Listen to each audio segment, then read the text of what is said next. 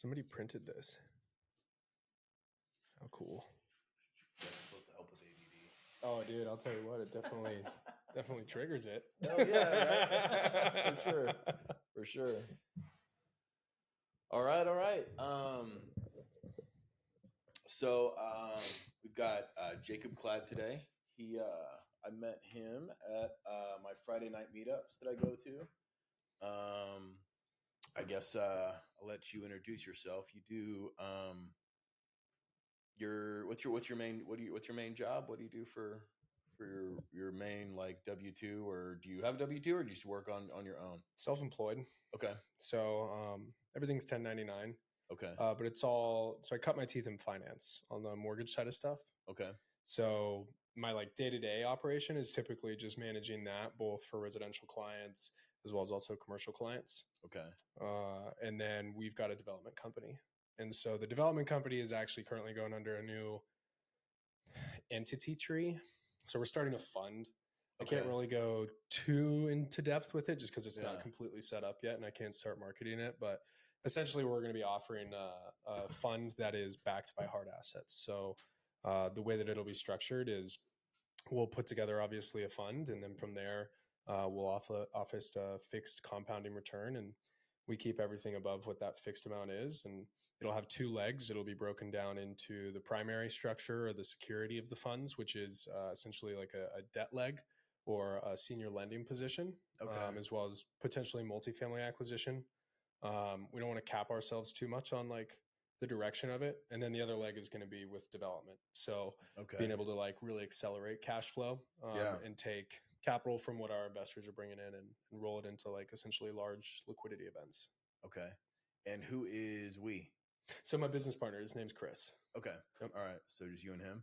Yeah. So he comes from our relationship is pretty perfect actually, because we grew up together in Sandpoint, Idaho, which is where I grew up after we moved out of Montana. Yeah. And he got into the construction side of things pretty much like right after high school. Yeah. Started his own custom home building company.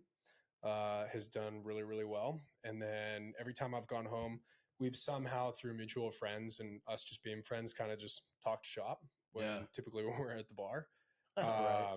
And yeah, it ended up just where we started communicating about some of the projects that he had opportunities to either buy or build on. And me having an understanding of the finance world and how to structure kind of pro formas and, you know, how to review and underwrite an actual good deal and make it make sense. Okay.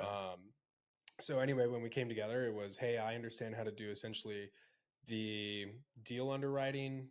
He'll find deals, I'll find deals, which is great just because of our networks that we currently have. So the cool thing and the hard thing that we've realized is finding projects isn't really hard.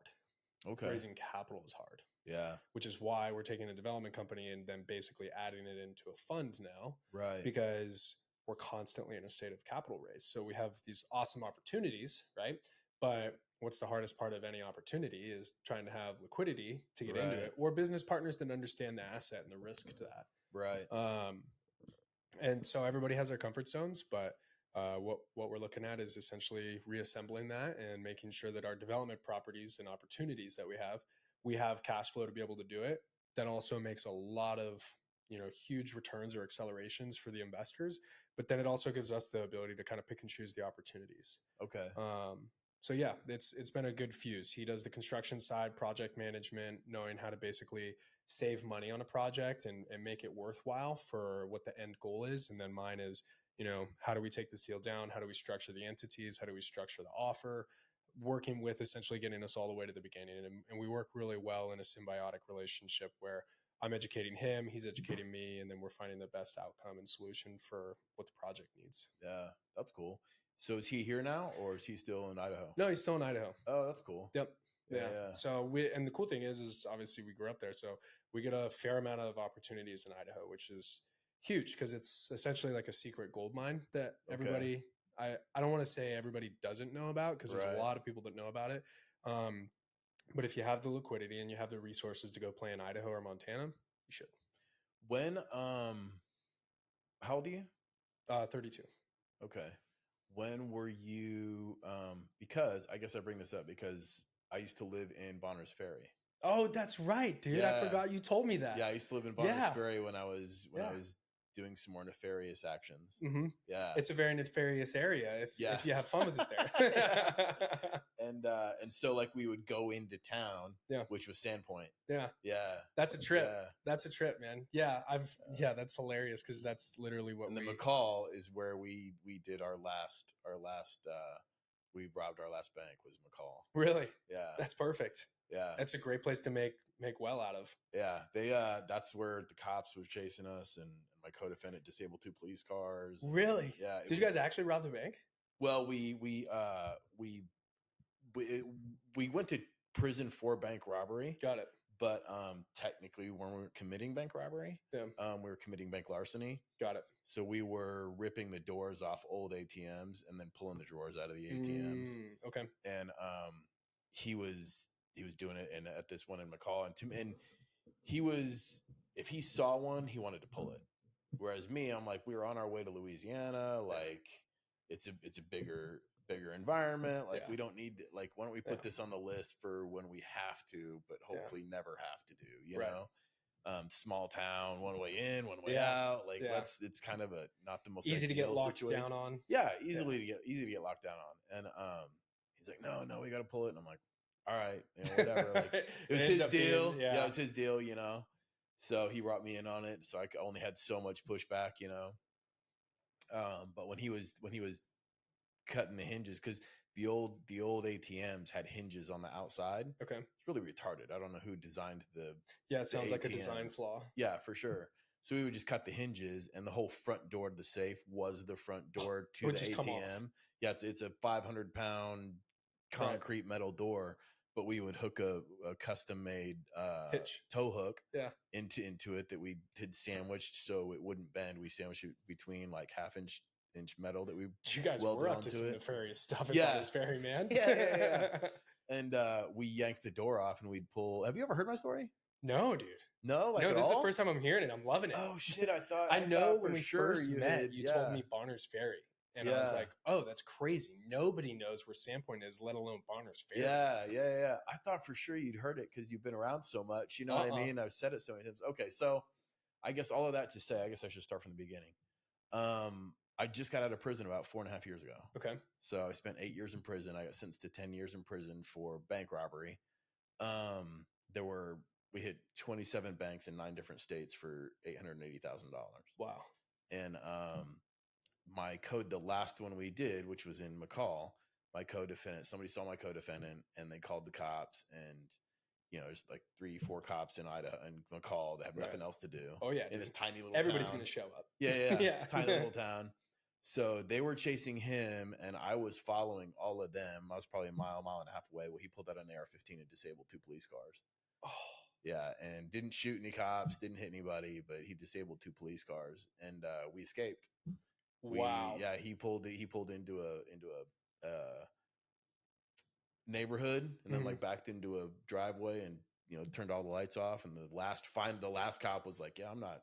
Was this at night? Yeah. Wow. Yeah, is it like under the cover of darkness? Yeah.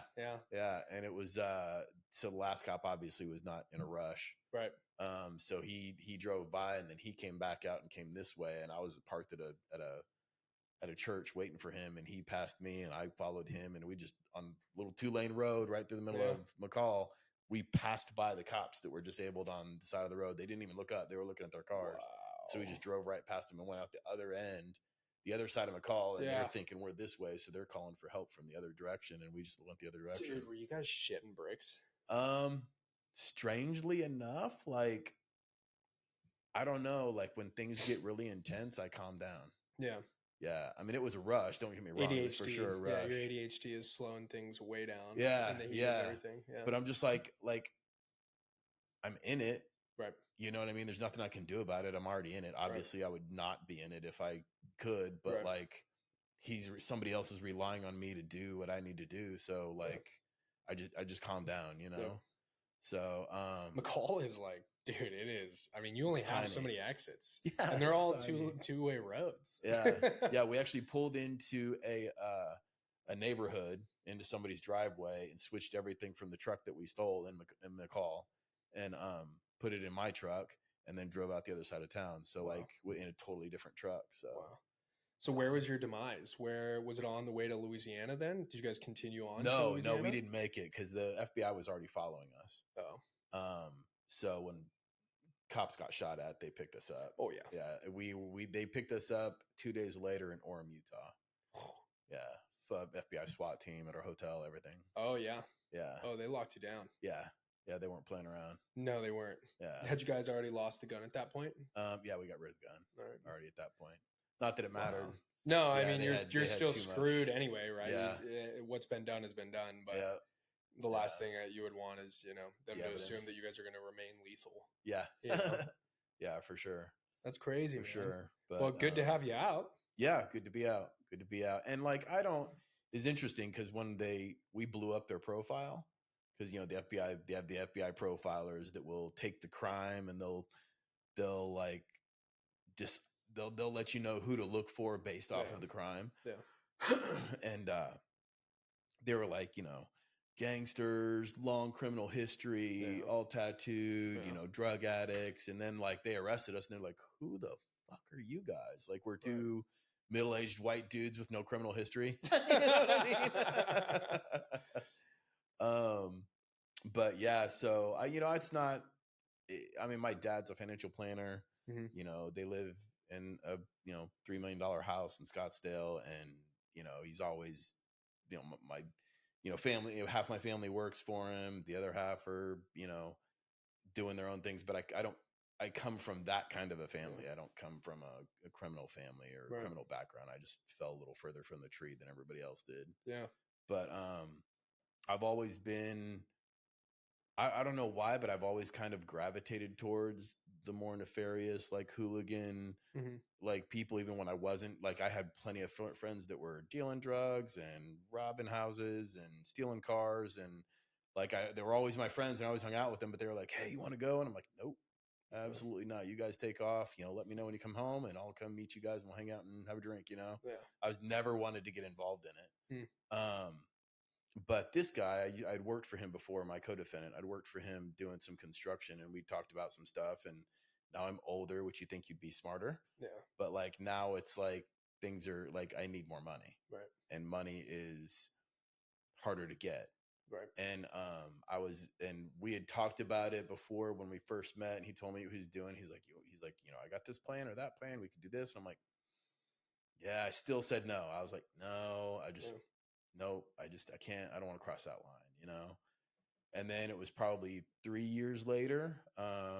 It was just kind of the perfect storm financially for me. I had my girlfriend had a job. I had a job, and it was the Obamacare plan came out at that time. Yeah. And regardless of politics, doesn't matter. But the part of the thing with the Obamacare plan was you had to get insurance. Right. And so we both had full-time jobs, and our jobs were saying, well, you have to get insurance. Correct. If you're a full-time employee. Yep. So we got insurance, we were living paycheck to paycheck minus $200 a month out of my paycheck, $200 a month out of her paycheck. So now we're paycheck to paycheck minus $400. Right. And I'm like, well, I'm trying to find a pathway to something better. I'm a assistant kitchen manager at a restaurant, so I've got a decent job. I'm doing okay, but I'm doing enough. Okay, right? Yeah. It's not enough. Yeah. And then trying to change from that to something else, because I was like, well, I could be an electrician. They're making $40, $50 an hour, but that's 6 years, 7 years after I become an electrician. Gotta do the apprenticeship. Yep. And during the apprenticeship, I'm gonna have to take a pay cut from what I'm currently making. Right. So I'm like, I don't.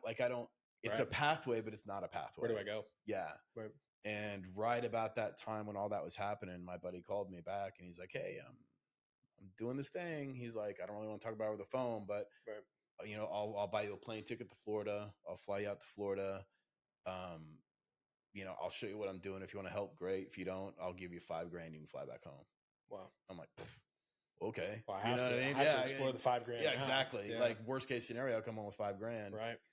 And he took me out there, showed me what he was doing, and it was really foolproof. Mm-hmm. Like pull up to drive off. You're in it started out as about 2.5 minutes, and then we changed because we were using a grinder to cut the hinges. Then we started using a portable Plasma battery cutter? operated bandsaw, Oh, battery okay. operated bandsaw, and it was super quick, Right through butter. Yeah, especially with the right blade. Yep, exactly. And so we went from 2.5 minutes to 1 minute and 45 seconds from pull up to drive off if we didn't have to stop or anything like that. And no sparks, none of that. Right. Not loud. Right. Yeah. Exactly. Yeah. And so it was kind of foolproof, you know what I mean? Even with the sparks, that's why he needed me as a lookout to begin with, because of the sparks, and it took a little bit longer. Right. But like, we wore masks. We wiped everything off, the chain, everything. Gloves, so if everything was covered. Yeah, we could just drop everything right where it was and take off, and they could collect everything and not know who we are, you know? And the reason we got caught was because we got lazy and it was our own fault. Yeah. Which is why I think most people get caught. Comfortable. Right. And we used our own phones for 3 jobs. Oh. Yeah. Which is like we talked about it and knew we shouldn't do it where the easy trip we were doing are. it. Right. 100%. And like, oh, we can't do that again. And because there was one job where we would drive around in a circle, an ever widening circle right before we hit it, and look for cops, and then we'd go back to the middle and hit it and take off.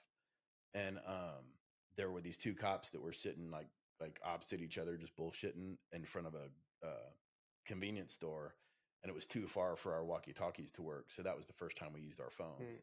And we were just like, well, it's fine, no big deal. We just can't ever use our own phones again, because then it won't, nothing will match up. Then there's a pattern.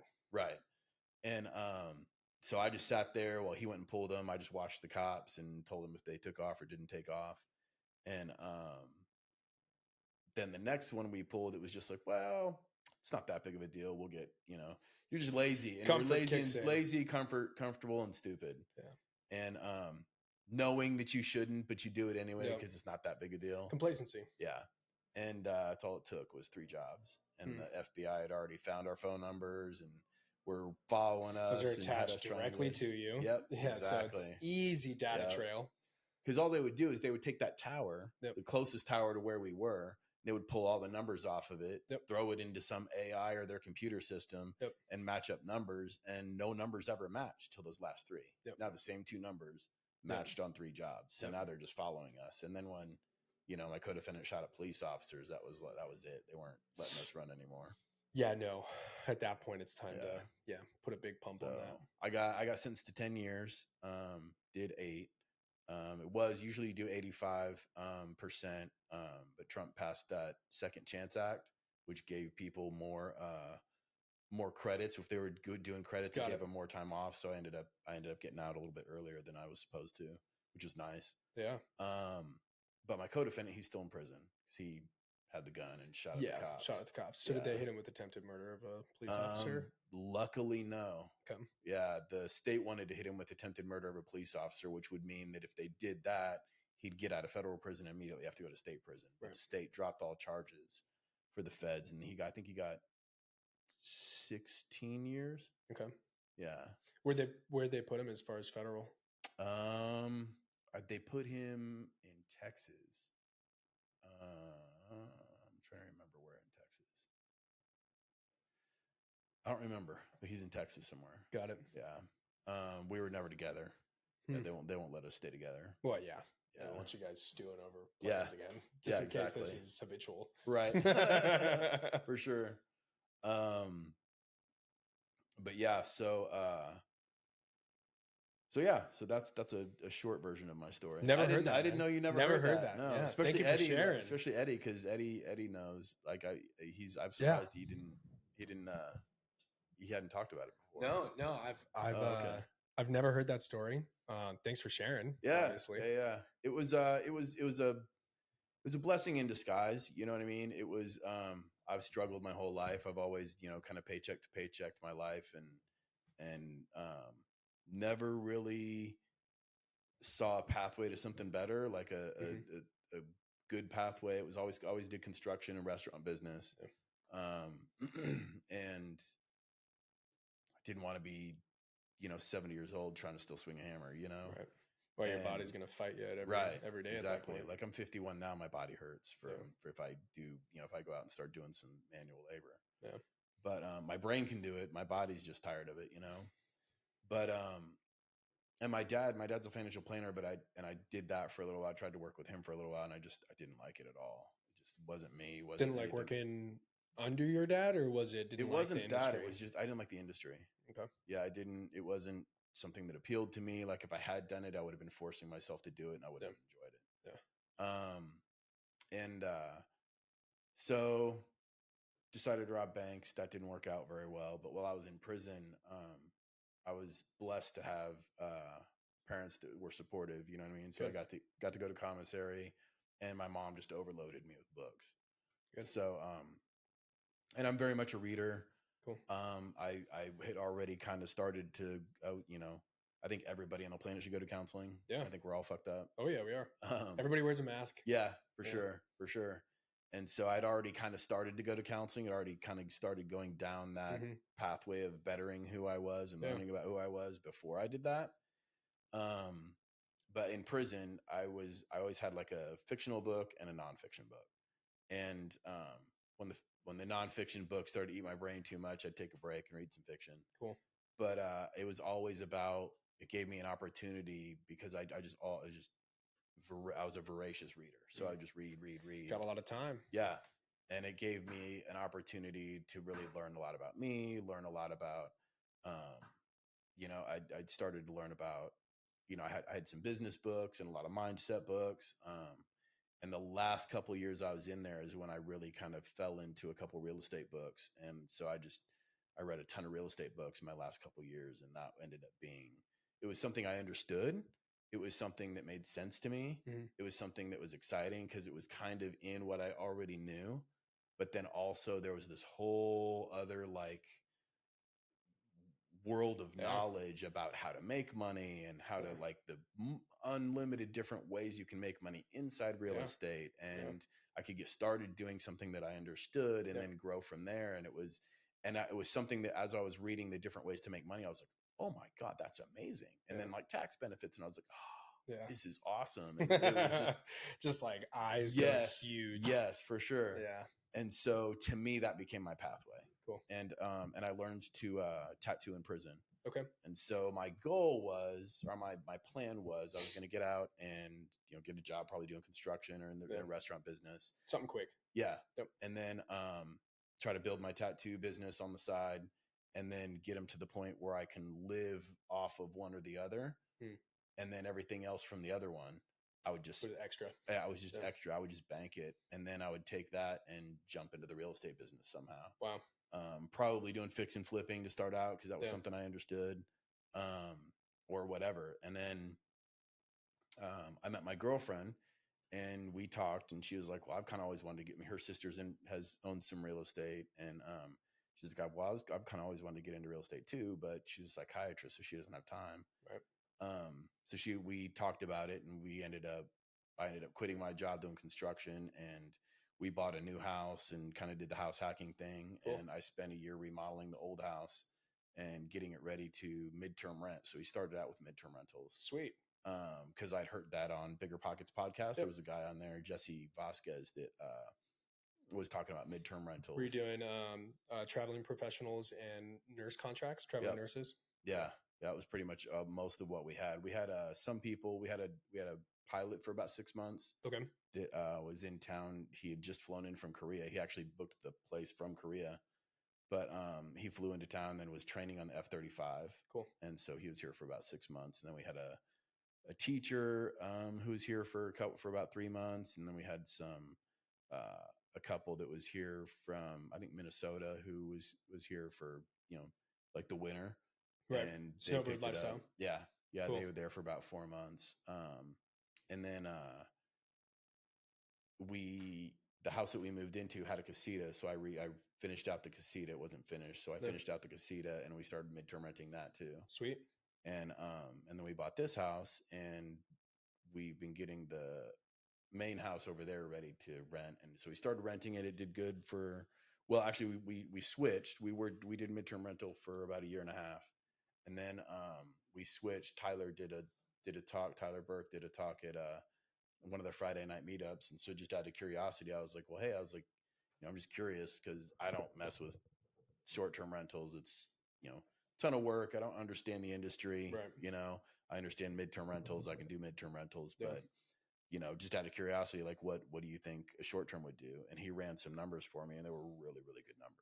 Wow. And I was like, maybe we should do We that. have to Yeah, do it. maybe Yeah. we should do that. And so, and then of course he manages it. So that makes it easier on me because now I'm not managing anything, and so I could kind of venture off into some other things. Yeah.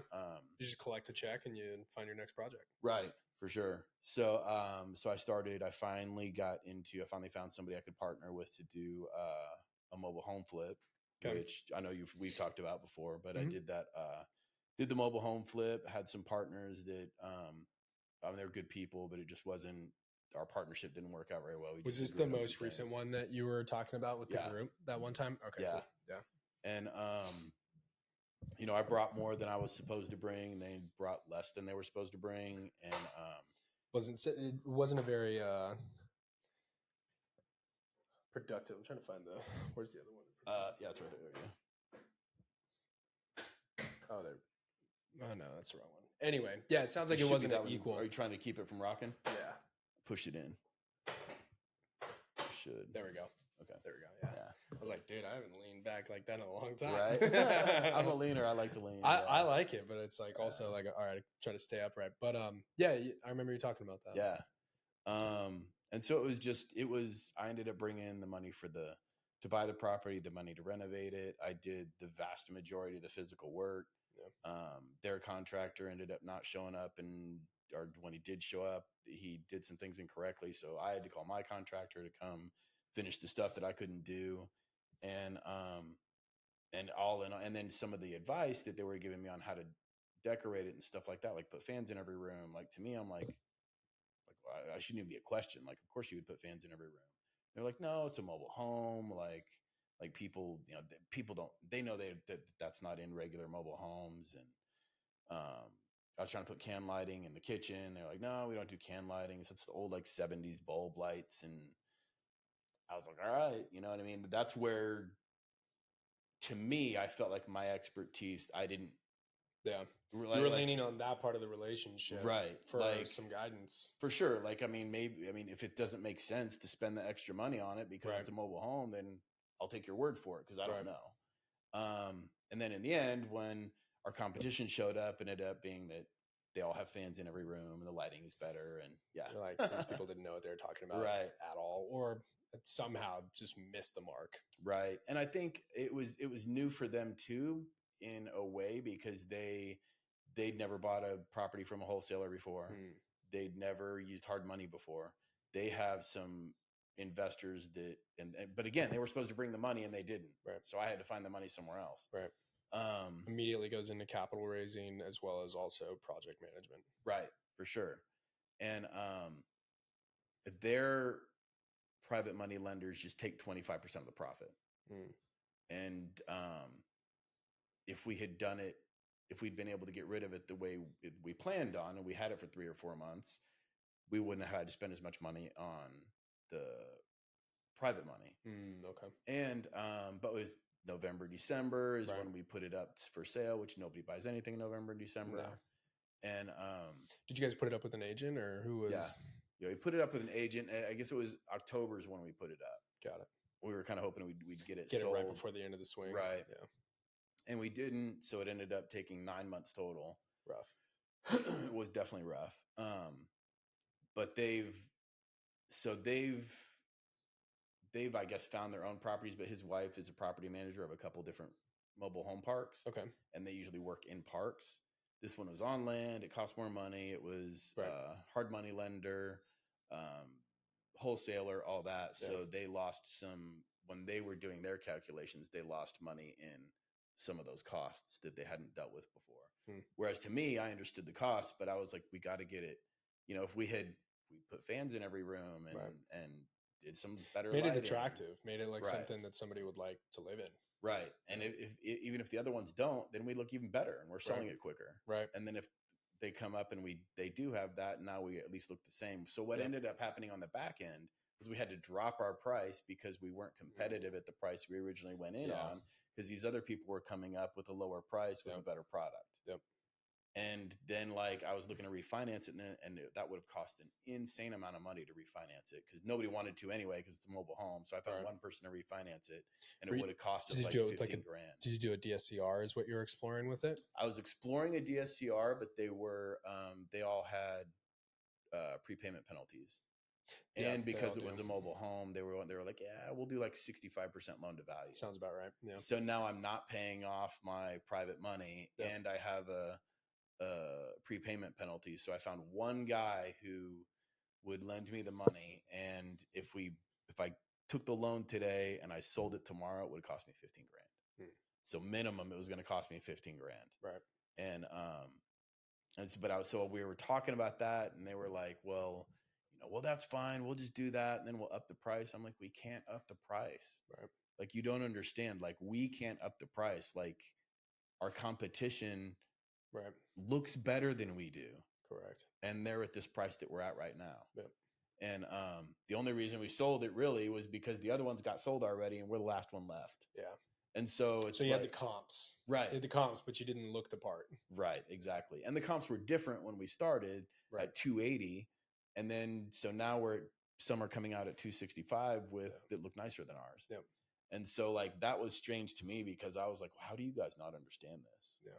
Like, how am I the inexperienced one having this conversation telling you we can't like ask for more money? Right. Like, I'm literally telling you we have to make a decision where we're mitigating our losses. Yeah. Just understand we're going to lose money, but we have to decide how to lose the least amount of money at this point. Right. Yeah. How do we shore up losses here? Right. For sure. And, which is fine. I mean, I'm okay with that. Like, my mentality is that it was my first one.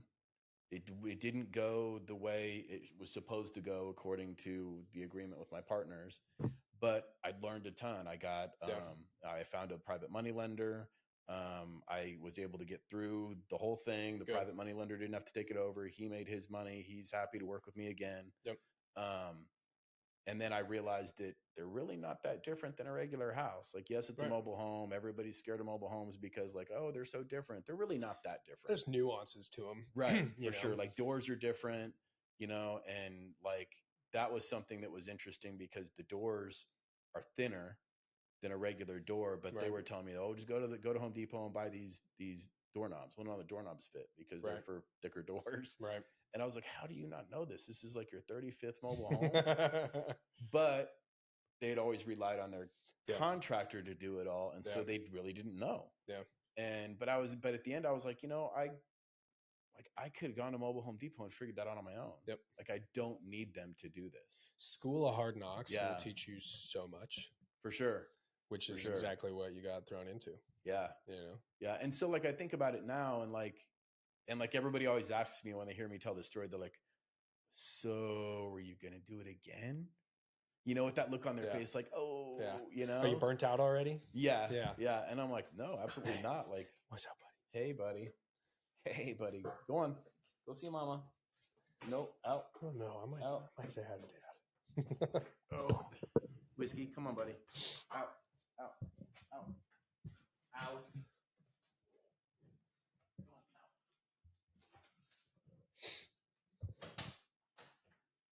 Puppy break. Oh, dude. Yeah. Ball of energy. Yeah, for sure. I'll never complain about hanging out with dogs. Yeah, for sure. So what was I saying? So the people are asking you, hey, you going to do this again? Yeah. And I think a lot of them are expecting me to say no. Right. Because I think maybe that's what they would say. Right. Because they're like, oh, I lost money. It didn't go the way I wanted to. Yeah.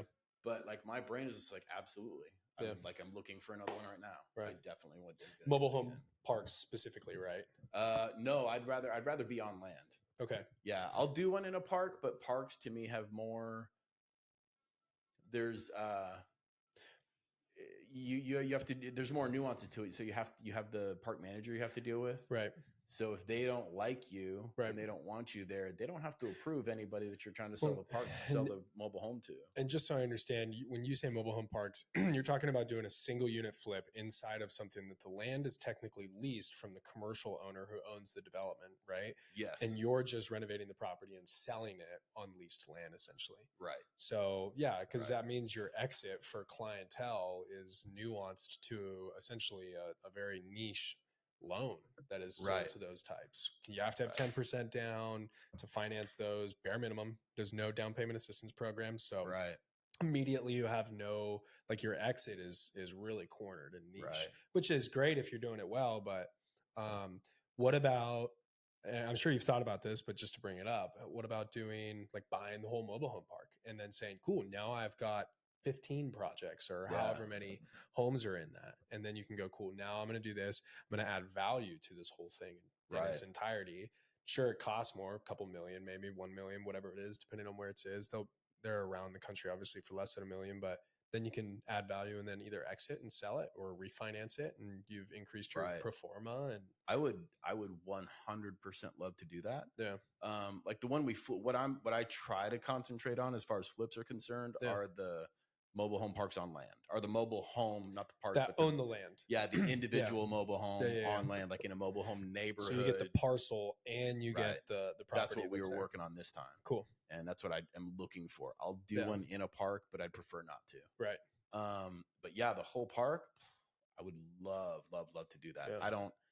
I just don't know how. I don't know. I've never done one before. I'm not that experienced as far as like trying to pick up a park or raise money for that much money. But I do know that if I'm trying to raise money for that and somebody's like, well, what have you done?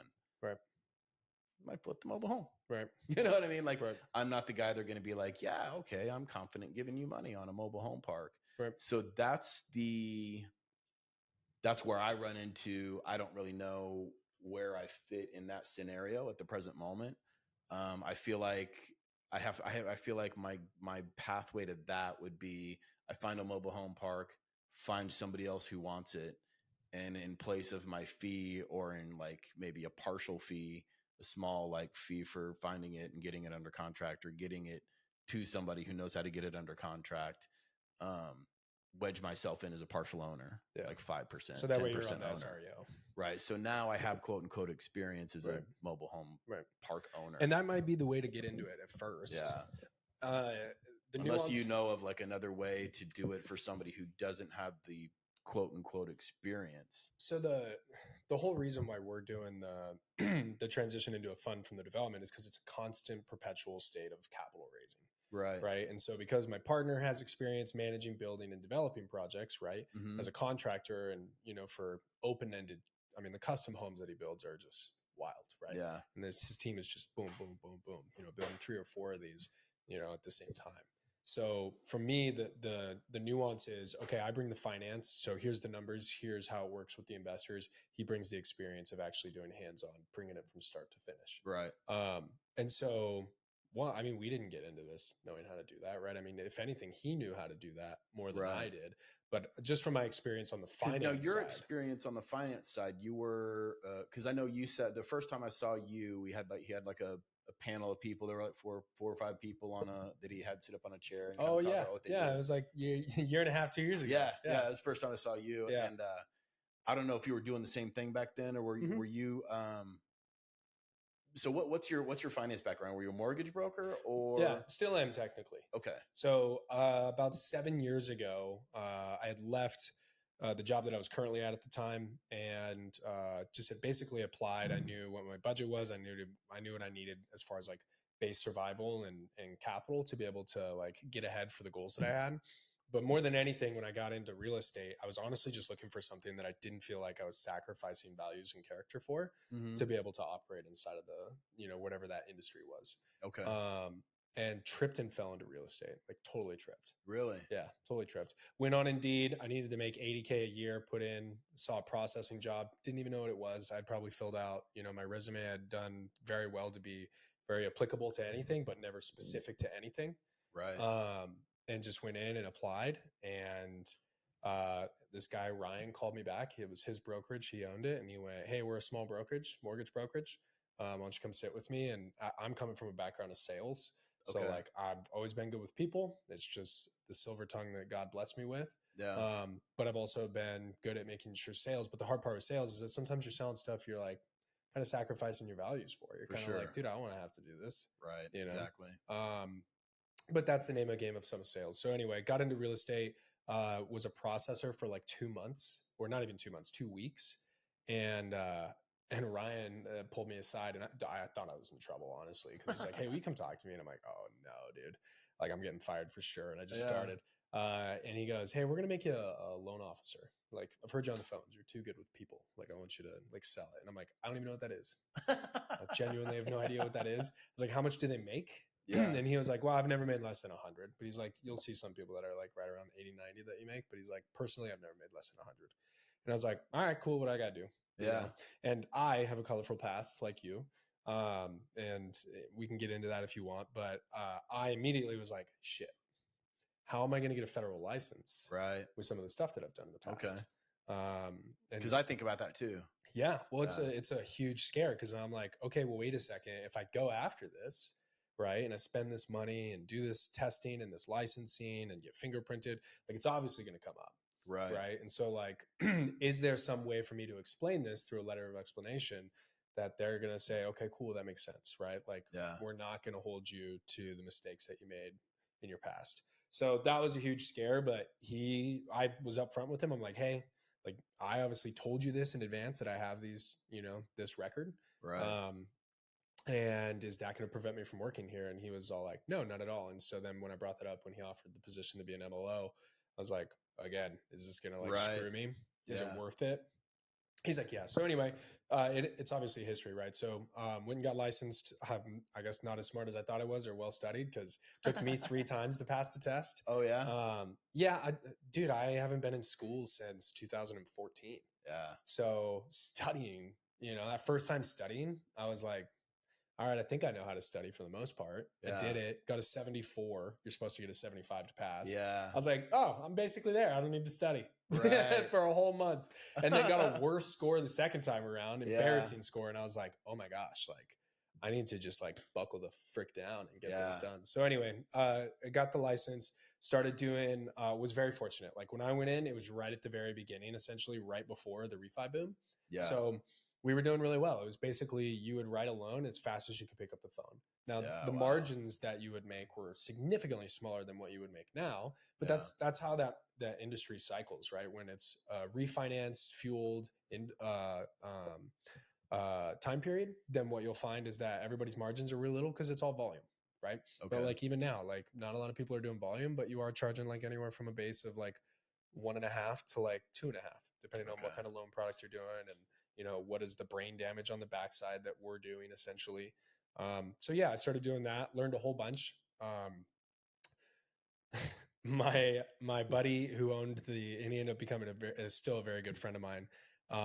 He's not a very good like trainer, and I'm a very good like I'm good with people. I want to train people, right?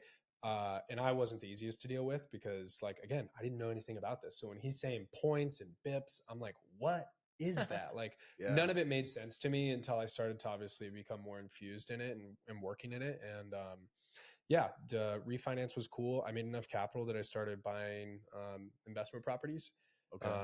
And then transitioned into multifamily. When you were buying, what was the first investment property you bought? Single family. Okay. Single family. So and what'd you do? Was it short term, mid term, long term, or just what'd you do? Long term, and then just added a little bit of value, and then exited and rolled.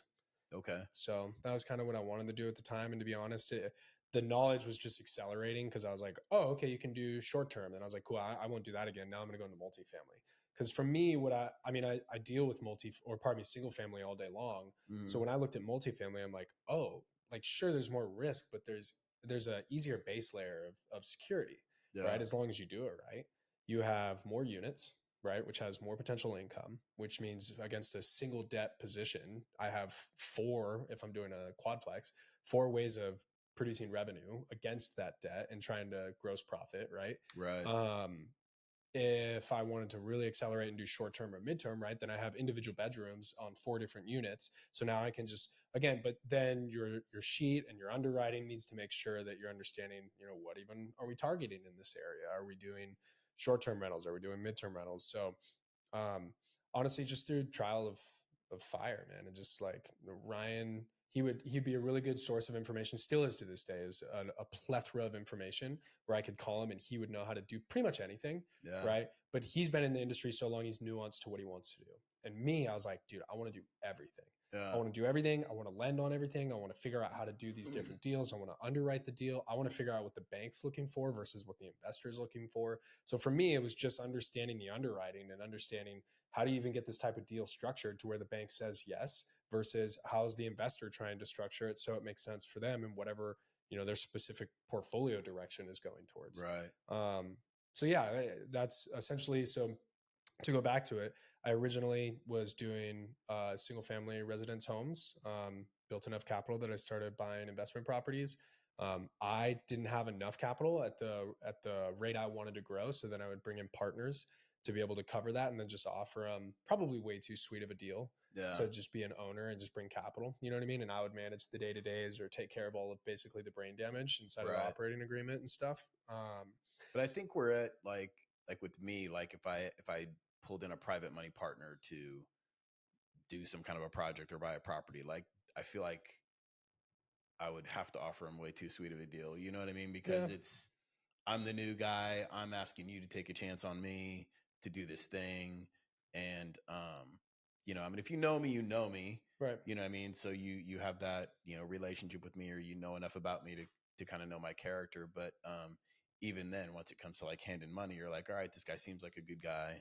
Right. You know what I mean? There's still that chance. So I feel like, and maybe that's my imposter syndrome talking too. Yeah. Like, I feel like I've got to, I would have to offer a little bit sweeter of a deal than I would like 2 or 3 projects later. And that's okay. The more I've dealt with commercial deals and structured our own offers and deals that we have on the development side and just like entity structures and learned more about that, especially when you come into like commercial loan options essentially that you have.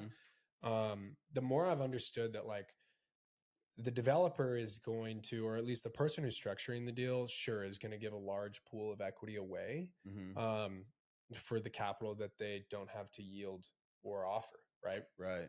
But the nice thing for me is that, okay, cool. I get to learn the most because then I just switch it and I'm like, all right, well, I'm going to get to learn everything in this. So I get to know the day-to-days. I get to understand how this deal gets underwritten, structured, and done. And if all I'm looking for is a capital partner, like how are we structuring the offering, right? Like now you're running into like, how big is the deal? Is this us going together 50-50 on a JV for an LLC? Or are they truly just a passive partner? And if they're a passive partner, now I need to pay attention to, well, am I offering some sort of like 506B, 506C, type of like, can I market this deal? How can I like find capital for this deal? Which again is another reason what we started doing on the development side is we're like, I'm constantly raising capital for these projects. And if I haven't marketing it gives you the advantage to be able to just find a plethora of people that you're not connected to. Right. Right. And so then you're like, all right, so how do I legally do that so I don't get in trouble and go to jail? Yeah. Right. But then also make it easier on myself for capital. And so I think it's a trade-off. I have friends of mine that they just have people that have bunches of money and they understand, hey, I want to leverage their capital on this deal and I'll bring them in as a JV partner, right? And give them voting rights and stuff. Okay. And they've got that network, so that deal makes sense for them. But for someone like me who only has a limited amount of people that I know in my life that have that type of capital and is, I feel like I'll always be working on building that relationship network of people with capital that are willing to take a risk, because a lot of it is all like risk thresholds. I've ran into investors that will only do tiered waterfall structures. Right. Okay. Do you know what those are? I don't know what that is. So as you start getting into like the big capital world, waterfall structures are essentially a way that capital or returns is tiered, right? And so best way to describe it is like if the investor brings $1 million, right? Well, the first leg of the waterfall is the investor needs to make their money back, right? So they need their $1 million. And then there's a preferred, which is, hey, we have a preferred return that we're offering before we, the people that had the acquisition of the deal or sourced the deal or underwrote the deal or whatever, however we're associated. Typically it's a GP or an LP, which is a general partner, created the entity. And the LPs are just an investing part of the entity, but they're the true passive owners. GP manages the project, gets the project, up and running off the ground, uses the capital to funnel it, right? And then when it's stabilized or whatever the specific project is, whatever money is being used by the LPs, they get their money back, and then they get, let's say, like a 10% return on that. So once the LPs or the investors that you brought on hit their million plus their, if we're doing 10%, 100,000, once they hit that, then we're on our tier 3, which is okay. Now tier 3 is, let's say, when they hit 12% in our returns, right? When we're doing our math, then we would get to perform being the GPs. So now we get to perform in the equity at, let's say, 25%, but 75% at 12% goes back to the investors. So again, they're accelerating their cash flow. It's MOIC, which is essentially just a term that is, how much is your money doubling versus the original investment. And every project is a little bit different and nuanced to what it's potentially going to, double or maybe not double. Maybe it'll 1.25x their money. Maybe it'll 1.5x their money that they brought in. But there's just tiers, right? So like, let's say you get to 15% returns on this project after 12 at 15. So between 12 and 15, cool. Now we get to perform in 50% of the liquidity that's happening, and the investors get the other 50%. So it's just tiered. So there's people that will want to do waterfall structures, right? When we bring them, potential opportunities to invest in. Other people don't care, right? They're like, hey, I'm willing to do this project. I understand that it has maybe some risk, so I'm willing to invest in this as a partner, right? I want to be on the entity structure, but I want to have some voting say because maybe I have experience in this type of asset class or this project. And so it's kind of just depends on the project that you're getting into, is what kind of investors get attracted to it. But yeah, the capital raising stuff is like constant. Yeah, it's constant. So how long have you been actively raising capital? So for a year. Okay. For a year. And when you started out, did you know like anybody? Did you have like people that you already knew that you could be like, hey, I'm raising capital that you could go to? Or have you kind of started like from So you scratch? typically work through your own network. Okay. Right. So at least how I was taught is you work through your own network that you currently have, because you'd be surprised how many people have money that you didn't know about that are in your network or friends of your network. Right. So you're just working through simply just asking like, hey, I've got this opportunity. Do you know anybody that would be interested in this? Okay. And you're typically asking somebody that you hope would actually be interested in the project, but you're asking for a referral. And either they'll tell you that they're interested or they'll give you a referral, usually, right? And that's how we would end up finding people that were interested in those projects. So you always work through your network first because, one, it's the easiest, right? You don't have to go through regulators, through SEC regulators. You don't have to go through attorneys to draft up and then create an actual security offering like a 506B or C, which C is a syndication, essentially, is another term for it. B is essentially same thing almost, but you can't market it. A syndication is for one project, right? Yeah. As opposed to a fund is for it's like a pool of money for layman's terms. It's like a pool of money, and we might do these different projects with that pool of money. Yeah. So when you're doing a fund, you're essentially offering a security.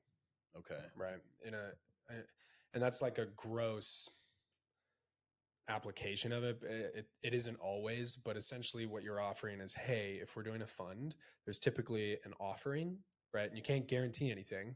Okay. Because if you think about funds, like, cool, what kind of fund is it? Is it a real estate fund? Is it a debt fund? Is it a private venture fund, private equity fund? There's like 6 or 7 different types of funds. So you got to figure out what kind of fund are you, right? And what are you going to start? And what are you going to offer, right? And the hardest part for our fund is the start, because the fund has no experience. Right. So you're like, hey, not only do I have experience that I'm bringing into the fund, but the fund is actually in the capital raising leg. We're in the first leg of let's go raise the capital and show these investors. And at the end of the day, like, it depends on who you're targeting. Some people will target high net worth individuals. Some people will target self-managed 401ks, Roth IRAs, right? They're not asking for all your money. They're asking for a portion of it, and then you can go play in what other business ventures you want. Right. So essentially, you're offering some sort of security. It has some sort of not guaranteed return, but you're offering a return. And yeah, there's a lot of people. So Luke Vennard is somebody that I would highly recommend. James McCabe is actually a huge inspiration to me as to why I considered even doing a fund. Okay. Because of how they've structured their funds is very similar to how we're going to structure ours. I would say we're definitely not inventing any wheel. Like it's not new. It's a proven track record that people are, hey, we're creating a fund, and rather than us taking your money and you investing it, let's say you're 150, 250 in a 401k. The hard part is like when you start getting into the capital game, at least from my experience, is you start to see how many risks there are to the market with money, especially with retirement. Yeah. I'm not saying 401ks are bad ideas. Well, at least not today. Maybe tomorrow I am, right? Right. Because it kind of goes back and forth. The hard part with 401k with me is like, if I have $100 in a 401k account, the market goes down 50%. How much do I have in that? $50. Yeah. And if it goes up 25% from there, how much do I have from that? $75. Yep. So it's like, dude, you're exposed. Right. And when you talk to people, I think a lot of it is, hey, how much of your retirement is exposed to the market? Yeah. If anything, 2008 proved that the banks are going to use your retirement to bail themselves out. Right. At the hand of the government. So, which is exactly what happened, right? My grandparents lost, my mom and dad lost a lot. I mean, my grandparents lost their whole retirement in it. Yeah. They had just retired at like 2005. And then boom. Man. Right. Back to work after you thought you'd never have to work again and you'd be traveling around in an RV for, the last 5 years. Yeah, it was rough. It was rough on them and rough to watch. Right, so for sure. Anyway, the whole direction with funds from my idea is if you can offer something that, in my opinion, I'm a real estate guy. I like to think I am, because that's where I cut my teeth. It's where I've done all my business. It's where I've done well. If I can offer something that's a hard asset, right? That's backed by hard assets. Why would you not do that? Right. Gives you stability. So that's my idea is let's do, and again, it's not my idea. I've watched other people that were in this space of commercial real estate that went, oh, we just need to do a fund. Because the hardest part of commercial real estate, or just real estate in general, is where's the dang money coming from? Right, for sure. Like I've got a great opportunity here, but I know how to get it to the finish line. You know what I mean? Let's say, and maybe not like all the P's and Q's in every little step, but there's 20 steps to get it there, and 3 of each of those steps, and you'll have somebody else that you're going to have along with you that's going to help you figure it all out. Right. But where's the money coming from to even get the deal going? Yeah. Like project has to get up off the ground. So do you find like with a fund, do you already have projects that you're ready to do? Because I feel like in my, and again, this is talking from no experience, but like if I start a fund, I don't necessarily have a project because projects are usually super time sensitive. Right. So like, hey, if I find this project, I've got to find the money for it pretty quickly. Right. So do I have time to start a fund with at least this one project to begin with? Or do you go out and you get a fund and you're like, hey, this is what we want to do with this money. Yeah. But we need to get the money first. So people give you money, you have the money there, then you go find a project. Usually in a fund, you would raise first. Okay. You'd go raise, in commercial real estate, whether it's development or any sort of leg of commercial, typically the way that there's 2 ways that it works. You either go and get the deal under contract yourself because the opportunity came to you. So you front whatever the EMD is, right? You get it under contract, and now you start the capital raise. I've got 2 clients right now that are doing this on really great projects. But here's the problem, right? You're under contract. You got $50,000 as EMD, right? You're closing in 90 days, and you're cap raising now. So you've got 90-day shuffle to go raise capital. Right. This happens all the time. Like this is a stress ball for the next 90 days of you having to go raise capital. Right. The other way, that's more what you would do for like a syndication. You can, if that's what you're offering. So when you're doing a syndication, again, if we're doing a syndication, you're starting a 506C or a 506B, right? Which 506B is people that right? And you'd have to prove that you know them. So if you ever got audited, right, then the SEC is going to ask, hey, how did you have a relationship with these people in advance? Right. You can't just go and market an opportunity to a stranger if there's no relationship. Right. And there's ways that people have developed processes with the SEC to be able to make that you can go and do that. right? But if you want to just go out and market a deal, and like once you've done the underwrite, you got it under contract, now you just want to throw it out there and pull it together, which is very, very common, right? People will create a syndication or a 506c, and then they'll go and they'll raise a capital and they'll market it. And then they do basically like a tiered like email thread or multiple different ways that they'll essentially just funnel investors into it. They've got a presentation, maybe 2 or 3 presentations to go over the whole opportunity, what the offering is, right, for that specific project. And then you go, right? Okay. You have a minimum ask, right? And typically once you're full, you say, hey, we're full, and you're out. The other way is that people raise capital before they find the project. Okay. Right. And can you do that with a syndication also? You can. Or is that more? I would tell you that with a fund? I would tell you you can go either way. One you would want to make sure of is that you have deal flow, right? If you're only getting one opportunity a year and you're not able to turn and burn on those opportunities, I'd probably tell you to go practice raising the capital first. So that way, then the opportunity does come by again, you can hop on it, right? Okay. Or then here's the crazy thing. It's easier to find deals. Like we don't have problems finding deals, to be honest with you. Right. Right. It's making sure we have enough capital to constantly do the deals, right? That are good deals. And then it's like, okay, is this deal actually worthwhile? Right. Like we had an opportunity in Sedona that was smoking opportunity.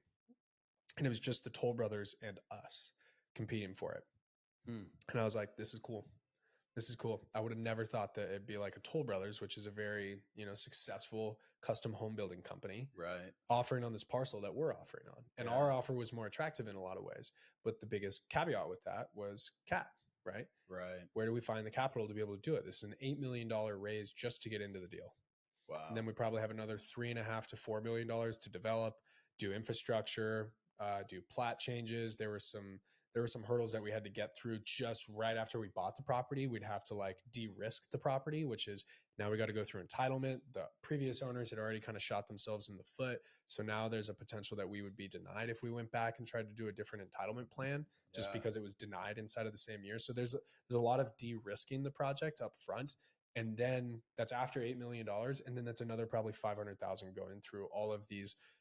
We got to get a civil engineer. We got to get a geotechnical engineer. Sedona has a huge amount of water, what do you call them? Hydro engineers. So people that need to come in and look at where the water flow is coming through on storms, right? And making sure that you're not in a floodplain. And like you've got all these people that you have to bring on as contracts, and like it's a couple $100,000 just in those people to do their jobs and put their firm on, retainer. Right. And that's just to get through the entitlement phase. And then we do the utilities and on-sites and figure out where are those. And now we're moving earth, and you know what I mean? So like there's different phases to the project, but it's at the end, I mean, the project would have looked anywhere from, at least for our design, it was more of like a boutique kind of middle of the road. What we wanted anyway was kind of like duplexes almost, but they were like nice duplexes. And the cool thing about Sedona, just, free information here, is if it's under 1,000 square feet, they don't count it as a unit. So what you'd find in Sedona is you'd find 972 square foot condos or duplexes, right? And then in which case you don't have to abide by a unit count for the acre, because usually it's like, hey, what kind of zoning are we in? Are we in this zoning? And does that zoning require us to, to only have 4 units per acre, or can we do 25 units per acre? Oh, wow. Right. Yeah. So you're trying to figure out how to shove density into an area that really needs density. Right. But again, the opportunity was easy for us to be able to underwrite. At least for me and my business partner, he knows how to build it. I know how to underwrite it. We know how to review it, try and find the best, working with what the city's requesting. Are there incentives the city's offering?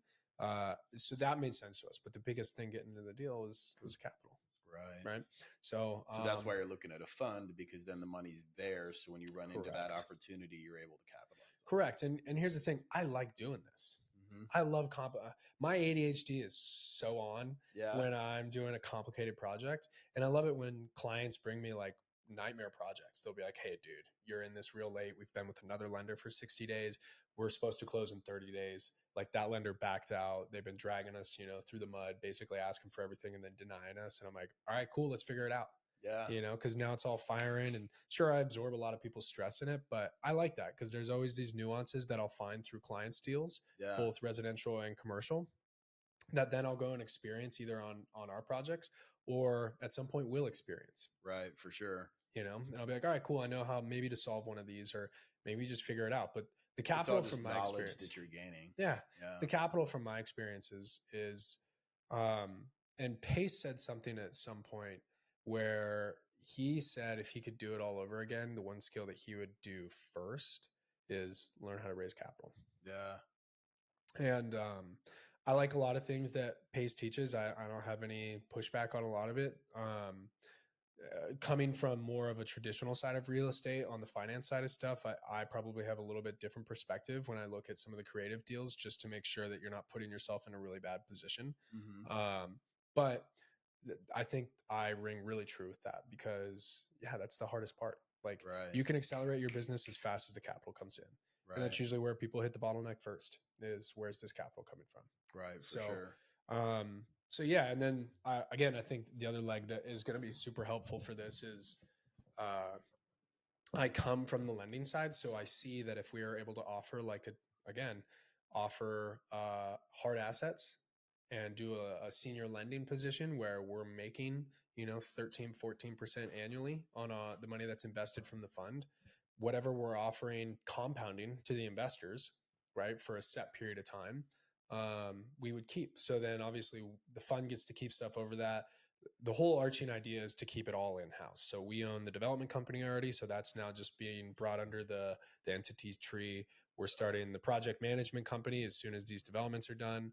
We'll have the project management entity, so we'll actually manage the assets, right? So for us, it's like, where we would normally lose money hiring somebody else, why not go and start a company that does it? Right. Sure, a lot more brain damage. Right. A lot more brain damage. For sure. Right. And I think the biggest thing you need to ask yourself with real estate is, what kind of brain damage are you interested in? Right. Okay. Because everything is brain damage. Yeah.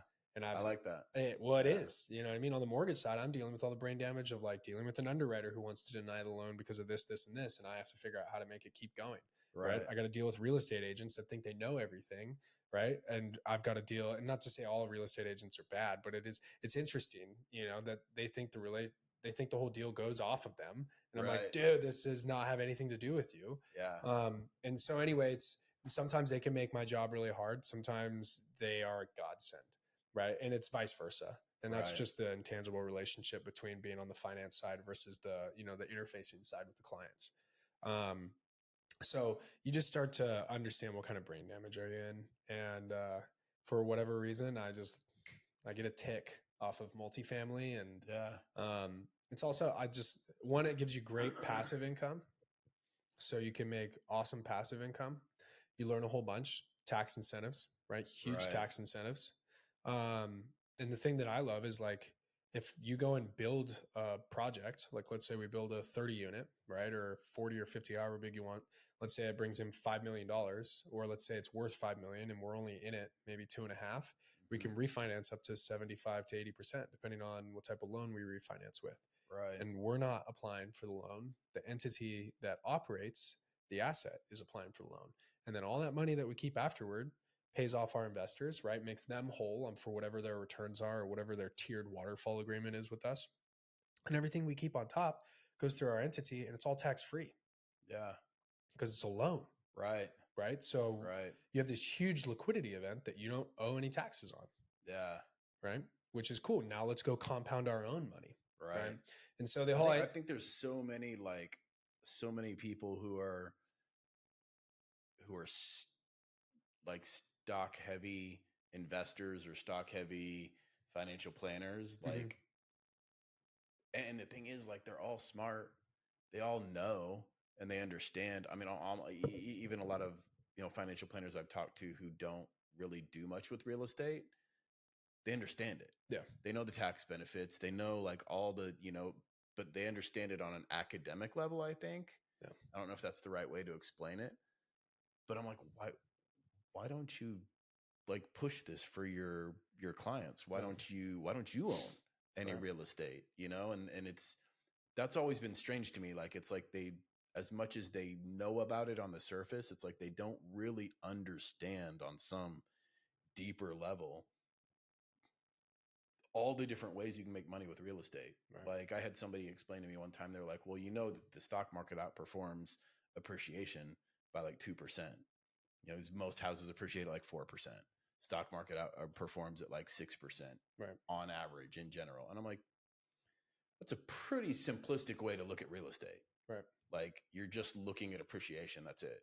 You're not looking at the tax incentives. You're not looking at the depreciation. You're not looking at the debt pay down. Like there's so many other ways to make money in real estate besides just the appreciation. Right. So you can't really compare the appreciation of the housing market to what the stock market brings in. You have to take the whole big picture of everything else into account.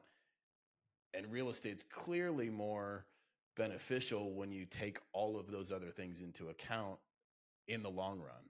Right. You Well, know? it's secured by a hard asset. Right. Right. So if you do happen to have a bad year or a down year, and it depends on what you're investing in, like the stock market, I think the hard part is that like financial planners are also juggling permanent life insurance policies, right? Which are tax-free going in. They're managing stock portfolios and what's the direction of the stock? Are they bond based? Are they Forex based? Are they, like what's the whole portfolio direction? What's it comprised of, right? Are they having 1% of their entire portfolio derived in Bitcoin or digital currency, right? Which is high risk, high reward, right? So you're like, what is the composure of, or the composition essentially of the portfolio? And I can understand how adding real estate into that can sometimes be weird, but I'm a real estate guy. Yeah. You know what I mean? You're a real estate guy. Yeah. So for me, it's kind of like a no-brainer. Right. Especially when it's like, you don't have to park all your money here. Right. Not asking for you to park all your money. I'm asking for you to do something that gives you a tax advantage, right? It's a hard asset. Sure, you appreciate, but you got cash flow if you're doing it right. Mm-hmm. You know what I mean? But again, it's more brain damage. Like when I talk to clients, I'm like, what kind of brain damage are you into? Yeah. You're starting a portfolio. Sweet. That's exciting. What kind of brain damage are you exposed to? Yeah. Right. Have you been exposed to this type of stress before? Because Right. the type of stress, I mean, there'll be stress where you're waking up, especially when you're leveraging millions of other people's money. You wake up in the middle of the night, you're like, oh shit, I'm bankrupt if this deal goes sideways. Right. You know what I mean? Like, what are we going to do? Yeah. So that stress is different. If you're running a large Airbnb portfolio, yeah, that's stressful, right? Mm-hmm. But you're typically having a management company. And then you're like, oh, I'm losing a lot of money in a management company. Right. Start my own. That's a huge, like, management and asset companies are all people-based. Right. So now you're running a very time demanding and people-based business that requires you to have some sort of office front. And how do we manage those people? How do we, motivate those people to want to excel and do well for these maybe it's our own assets, or maybe it's other people's assets that we're bringing on. Typically it's kind of both. Are you open to that type of brain damage? You know what I mean? Are you ready to be exposed to that? Because you'll learn a lot, but you're also not going to necessarily have a whole bunch of fun all the time. Right. For sure. I think a lot of investors, like unexperienced investors or unexperienced business owners who are like, oh, I think buying a house as an investment, as a rental, would be a good idea. Yeah. Or I think, starting this business would be a good idea. Mm-hmm. But they've always been an employee up until then. Yeah. I don't, they hear stories from other investors and other entrepreneurs that like, oh, it's a lot harder than you think. Right. I'm like, oh, well, that's okay. I'm ready for it. Yeah. But once you actually step into it, you're like, holy shit, this is stressful. Yeah. Like it's like, and it's stressful in a way that like, if you don't have the right mindset for it, it'll eat you. Yeah. Like, hey, this didn't work out. It's okay. How do we fix it? Right. What do we do better next time? Right. As opposed to, oh my God, this didn't work out. I can't do that again. Oh, what am I going to do now? Like I've got to start all over. I don't have any money. Yeah. As opposed to like, if you have the right mindset, yeah, that sucks just as much as it sucks for the other person. You don't ever want to get into anything where you lose money. But when it does, you're like, all right, I know in my brain, this is the path I'm on. Yeah. So now how do I take this bad situation that sucked, that I didn't like? I lost all my money, or I lost some money, or everything went bankrupt. Yeah. If everything goes bankrupt, I'm still going to do this path. Yeah. You're going to have to start over. Right. Anyway. So now how do I go down this path as opposed to, oh my God, I'm freaking out. This is the worst thing that's ever happened to me. I got to go get a job. Yep. Yeah. Yeah. I think, I don't know if I told you, but it was, pardon me. we were at a meetup, I believe, on Friday night. And one thing that I was taught by my mentor is he was like, yo, it's like fail fast, Right. keep failing fast. And this thing that he told me, which I love, because it's so true, is like if you look at the best MLB players in history at what their batting averages were, they're right around 30, 33%. Okay. You know what I mean? Yeah. Those are the best in history. Right. Right. So what does that tell you? That tells you that they failed 70% of the time. Right. They were just failing more often than everybody else. Yeah. Right. But 30 to 33% of the time, roughly right around there, man, dude, they're killing it. Yeah. Right. And that's all you need to be. Right. So I think to your point, one thing that's also really scary is that life has become more expensive in every way, right? And I was born in the 90s, so I can't even claim that I was around when things were really cheap, right? But I'll tell you what, life was different. People were different, obviously, but life's more expensive, right? Which means people change because now they're stressed about finances. So you're maybe not necessarily getting the most authentic version of somebody because maybe they're holding it all together and pretending that they're okay, and they're just fighting every single day to try and keep their, stay afloat. For sure. But a huge role of that, which I'm convinced of, is our educational system is not directed towards teaching true entrepreneurship. Right. It's not, dude. Not to say that I don't agree with educational. I do believe pushing towards like very nuanced and specialized career fields, like doctors and attorneys, those sort of like specialized fields. If you're going to go into that, that's great, engineering and stuff. I obviously love that, but I think for everybody else, it's just getting kind of generic, basic, not really like specialized degrees. It's not really getting you anywhere. Right. I don't know any of those people that got those degrees that are using those degrees. Yeah. Right. Well, it's interesting because like if you look at who funded the education system. Oh yeah, dude, we're getting into it. I love it. Yeah. Like, oh, this is awesome. Like it was funded and planned and put together by people who ran an industrial industry. Yep. And we're looking for employees. Yep. Industrial revolution. Yeah. And how do we funnel general society into what our structure is right now? Right. To be able to make these companies what they are. So I'm teaching you to do what you're told. Yep. Don't think too much outside the box. Yep. Just do what you're told. Sit down. Right. Shut up. When the bell rings, you can leave. Yeah. Like it's all super structured and, which was okay. That was fine. Right. That was fine for that time. Yeah. You know what I mean? It was, we can go into other deeper discussions about that. We could, man. Yeah. We could. In general though, that was fine for that time. Right. You're teaching people how to function in a world that runs off industrial industry. So, but they could go to work at that company. They could work at that company for 30 years or 40 years, right. And they could feed their family. Right. Their wife and 2, 3, 4 kids off of that one business. And then they would have retirement that lasted them for the rest of their life. Right. Or maybe even a pension. Right. Yeah. That doesn't exist anymore. That's not even remotely close to how the world functions now. Yeah. But that's still what we're teaching people. Right. That's still what we're teaching kids. Well, and we're teaching them not to fail. Like we teach kids. I'm not saying everybody, but I'm saying that the general education of America teaches people that if you fail, you need to stop. You need to go do something different. Mm-hmm. Right. Oh, you failed? Oh, then you don't belong to do that. You need to go change what you're doing. Right. And I disagree with that wholeheartedly. I think you have to fail. Right. If I'm not failing, then I'm not figuring anything out.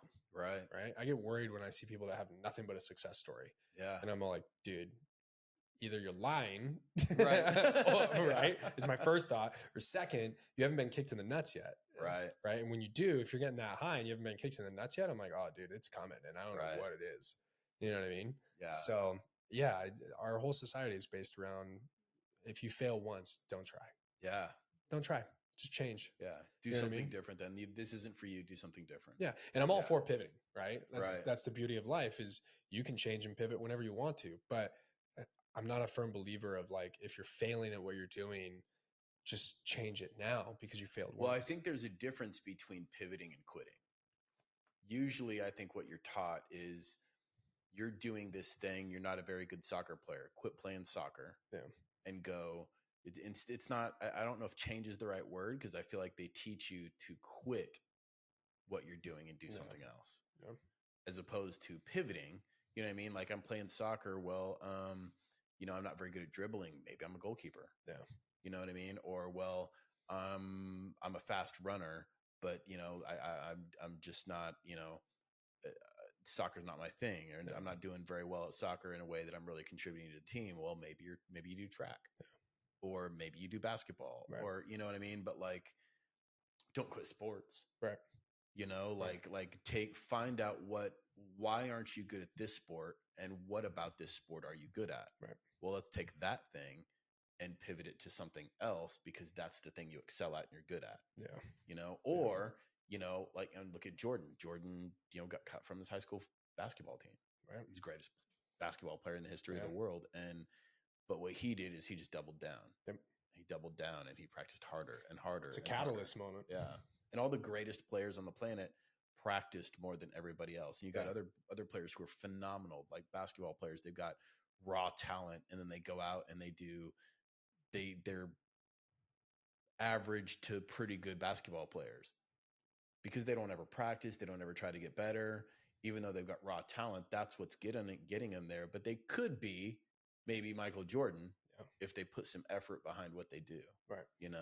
But I think that, like, with, and I was talking to somebody I was at an AI convention a couple of weeks ago, and we were talking to a guy there he's from Texas, and he had looked at a school for one of his kids. It was super amazing, like such a great idea. And like, to me, I'm like, why? Like, if the government's going to fund public school, this is how they should fund it. But what they were doing was they were teaching kids their basic subjects, math, science, English, and history, with AI. So they had an AI teacher. So each individual kid had their own teacher, as opposed to a classroom of 10, 15, 25 kids. Were they still in the class, or was this from home? No, they were still in the class. They were still at school in class, but they were learning their subjects on a computer with AI. Got it. And what AI does is, and this is what makes it so interesting and so cool, is that, like, instead of learning your subjects through an 8 hours of school, which is really just teaching you to be an employee, the kids were learning all of their subjects in like a 4-hour block. Because what would happen is, let's say you have one teacher and you got 20 kids, and they all learn different, and they're all at different levels, even though they might all be in algebra 1. Right. They're all learning at different levels, even in whatever grade they're in. They're a freshman in high school, and they're taking algebra 1, and they're all learning at different levels, even though they're in the same class, in the same subject.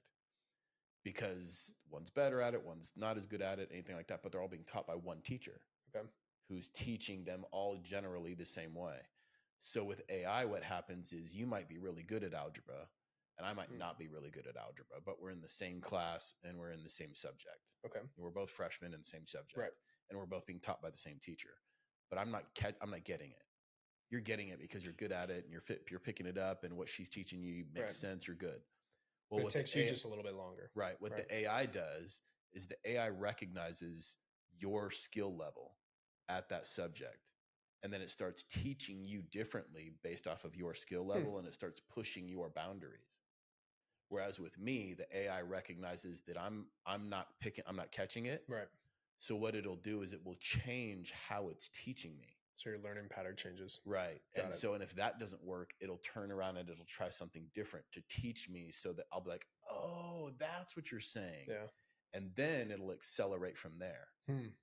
And so that's how they learn the individual subjects with AI, which I was like, that's amazing. Because now each individual kid has their own individual teacher that teaches them based off their skill level, and adjusts how they teach them based off of how they learn. Okay. Which that sounds like an amazing idea to me. It does. Maybe I'm old school, and I'm probably biased because my mom's a school teacher. Yeah.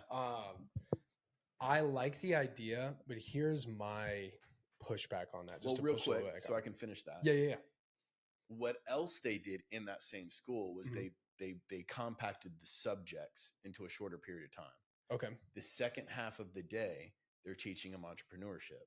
And they're teaching them. And to me, I was like, well, why don't you add, in addition to entrepreneurship, and this can also go along with it, but also give them a financial education. Yeah.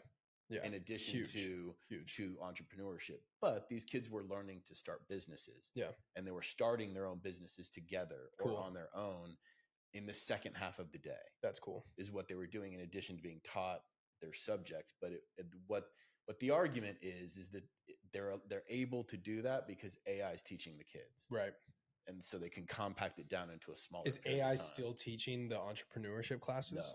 No. So then they'd be sitting with an actual business owner or something? Right. They have a business owner who's currently doing this thing, and they come in and they're the mentors and teachers for the entrepreneur. That's my biggest issue and pet peeve. Like when I was in college, our entrepreneur class was ran by a professor who had never started a business. Yeah. Why am I even listening to you? Right. Exactly. Like, how can I take the books that you're teaching or whatever content that you're basically peddling to our class? How can I take that seriously? Right. Because you've never done it. Right. Exactly. You don't have any risk. Yeah. You know what I mean? You haven't lost anything. Right. So I'm like, how can I take that seriously? So yeah, that's cool. I really like that leg. To go back to the cool picture, to the teacher part of it and the AI teaching. What was your viewpoint on that? Because you were here and your mom was a teacher. Yeah. So I think so. And again, this is just kind of the age that we're in. So this is a conversation now is like, if you talk to my mom or even just talk to friends of mine that are teachers, what you'll find is that these kids are just sucked into their phones. For sure. Right. And they're losing the art of conversation. Yeah. They don't know how to communicate with each other. One, they don't know how to communicate their emotions. So it's almost like and I'm learning so much about this because obviously my son is 7 months and we're understanding that hey, those first 3 years, limited screen time is huge. Right. For huge sure. Because it sets back developmental issues, right? Yeah. Where they're having trouble doing things, recognizing face things. Like part of you having interfaced with people is being able to read somebody's facial expressions and even have those yourself. Right. And I would say that in a lot of ways, the 90s kids are some of the last kids to be able to have that. Because ever since the .com crash, 2001, most of these kids are learning about all of 9/11 from books, which is crazy to me. Yeah. Right. I always know I'm around people that are way too young for me to be around when they read about 9/11 in a book. I'm like, oh my gosh, bro. So anyway, point being is from my perspective is there's a gift and a curse to technology. And I think that's just part of anything, right? There's the light side and the dark side. The dark side is that it's now became something that we lean on too much. Right. Right. And when you talk to those teachers, they're like, hey, these kids won't get off their phone. Right. Or a lot of them don't know how to, not to say all of them, but a lot of them have issues communicating clearly. Right. Because they've lost the art of communication because their whole school system, especially during COVID, was from an iPad. Yeah. Right. Absolutely. And so then the nuance is, well, who's staying in the classroom to make sure that they even stay on the damn iPad? Yeah. You know what I mean? So that way they can take in whatever their learning course is. Right. So it's and I believe there's still a teacher in those classes. You would have to. The kids are learning. Legally, you would have to. You know what I mean? So I think the idea is super cool. I think to have something tailored to each kid because they are so different with how they acquire knowledge, that's huge. And I'm also a big proprietor. That aspect to me was what made it work. Yeah. As opposed to we're all on the computer learning the same thing from one AI who just teaches us this thing. And now we can eliminate teachers and it teaches us this thing. Right. Because back to your point, I 100% agree. People who kids, the worst thing about computers and AI and phones and iPads and stuff like that is that kids have no earthly idea how to have a conversation in person anymore. Yeah. There'll be 4 kids at a table at a Subway all talking to each other and having conversations with people who aren't there on their phones. Right. It's we're talking together, but I'm doing it through text message while I'm trying to talk to some other people. Yeah. Or they're showing each other reels and whatever else they're doing. Yeah. The communication is not face value. Right. Right. It's easier for them because it's almost an emotional security to not have that conversation with Right. somebody. I'm not going to feel rejection. Right. I'm not going to, nobody's going to say anything. Everybody's brave behind the keyboard. Right. Exactly. You know what I mean? The internet's the funniest Yeah. place because you go on there and you're like, oh my gosh, people are so brave. Yeah. And I think that's another huge, I mean, we could go down a rabbit hole on this. I think that's a huge reason with issue with society is that people are so brave to say the most ridiculous things because nobody gets punched in the mouth anymore. Right.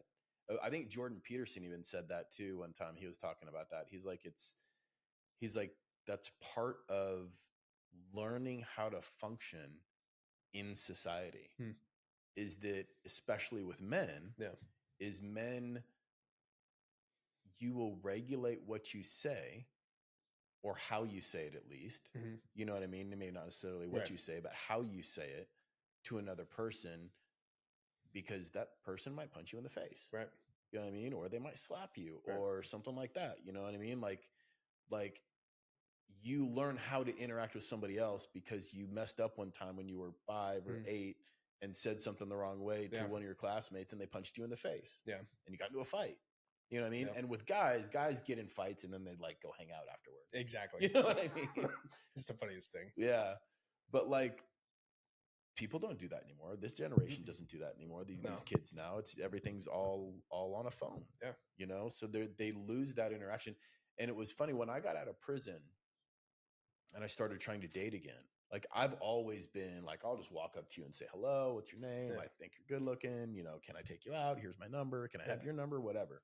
I've always been that guy. Yeah. I've never been afraid to go up and talk to a girl. And so when I got out of prison, it's just how I did it. You know what I mean? I'd be in Barnes and Nobles, or I'd be in a grocery store or something, and I'd go Target. They're buying stuff they don't need anyway. Right. You know? Exactly. But what I found was, you know, it's different if you're at a bar and you're with some people and you meet somebody at a bar, or like if you meet somebody through a friend. But like straight up stranger, like I freaked people out. Yeah. Like it was like like the reaction would be like, hey, how you doing? They'd be like, hi. Good. Yeah. This is where you walk away. Right. Exactly. You know, it'd be like this, they're looking at you with this look, you know, kind of this disgusted look on your face. Like, why are you talking to me? Yep. And they were rude. And then they were rude about the rejection of talking to you. Yeah. And I was just like, what the fuck? Or what is happening? A bitch. Yeah. You know what I mean? But because when I was younger, I'm fine with the rejection, but there was a courteousness to the rejection when I was younger. Right. It was like, hi, how you doing? Oh, I'm doing good. Well, my name's Tabor. Oh, I'm Karen. Oh, it's nice to meet you. Well, you know, I think you're really beautiful. You know, do you have a boyfriend? Well, oh yeah, I do have a boyfriend, but thank you so much for telling me that. Like, all right, well, you know, he's a lucky guy. It's nice meeting you. And you leave. Yep. So you got rejected, and maybe she had a boyfriend, maybe she didn't. It doesn't matter. But you got rejected with courtesy. Right. As opposed to like, I'm about to blow my rape whistle. Yeah. And like, I'm giving you the dirtiest look on the planet right now. Yeah. And I was just like, wow, this is crazy. But then you get online and that's what everybody is. Everybody's online now. Yeah. And then you get online and now you're just window shopping. Yeah. You know, and then like at first I talked to girls who, because I just thought it was rude. And I'm like, you know, you talk to a girl and then they don't, you know, maybe they say hello. And then like a couple, then they kind of ghost you. And then a couple days later, they're like, oh, hi. And I'm like, didn't we already have the oh, hi conversation? Like, did you forget that like we talked 2 days ago and you ghosted me? But then you hear it from the female's perspective, and the dynamics between male and female are still there, but now it's concentrated to online, because guys obviously they're running around trying to find hot chicks. You know what I mean? Right. Girls are trying to find relationships. Well, in general, you know what I mean? As obviously there's exceptions, but in general, that's what's happening. So women, when they get online, men are trying to like get laid. Yeah. And so they're talking to every woman on the planet. And they can't field whether or not it's legitimate or not. Right. And then from a female's perspective, because I talked to a few of them, I'm like, oh God, that's gotta be terrible. And it makes sense. Like they're like, I got on this app in the morning and then went to work. And I came home, and that night I had like 200 messages. Yeah. And so from their perspective, they're overwhelmed. How do I even go through this? Put phone down. Right. Or if I'm genuinely trying to find something, the only way to get through 200 messages is to window shop. Yeah. Cute, ugly, cute, ugly, or smoking hot. Right. And then the cute ones or good looking ones, I just swipe left because I've got 200 to choose from. Right. And now, then you whittle down the smoking hots, and most of the smoking hots are probably players. Right.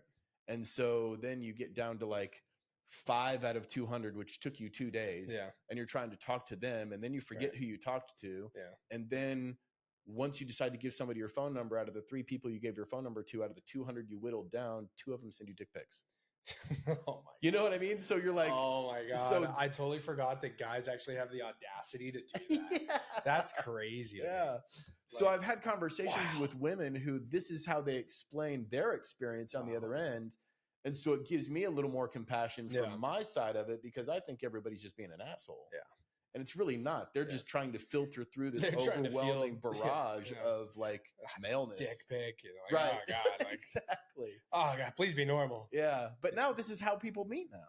Yeah. So they don't know how to talk in person. Right. So it's so weird. Like, well, and you have natural changing. filters. I think because I did a lot of online dating too, but for the male perspective, for our side too, like me, when I would go on these dates, I'd be cool.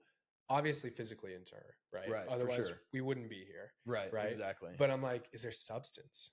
Right. And I get scared because everybody can text, because text takes so damn long to respond. You can be whoever you want to be in text. Yeah. Right. And if they're a short texter, you never know. If they're a long texter, you never know. It doesn't matter. You can't get a lot of information from somebody being via text. So like when I get with somebody for the first date, it was always like, hey, I'm not interested in doing anything with you. I just want to know if we can even hang out. Right. Like, is there even substance here? Yeah. Because like nowadays you'll hang out with somebody that you thought was smoking hot and you're like, oh, not to be rude, but you're dumb. Yeah. Like, I don't know if we could have conversation at dinner. Like, why would I spend $300 for every girl to vet whether or not they can actually have a conversation with me? And then be like, dude, I'm wasting $300 on somebody that I can't have like a conversation of substance. Right. Like, that's so frustrating to me. So, and back when we used to meet people in person, you could tell instantly in a 5 or 10 minute conversation at Barnes and Noble's that, you're stupid. Yeah. I don't want to spend $300. Yeah, you're in the picture book aisle. I don't know if this is going to work. Right. Exactly. Yeah, for sure. So it's interesting. But then like on the flip side of that, like AI is not going anywhere. Yeah. iPads, phones, they're not going anywhere. That screen time is there. So like how you, and I wonder how far, like I've heard conversations where people are like, it just needs to, because everybody's giving their kid, iPads to as babysitters now. Yeah.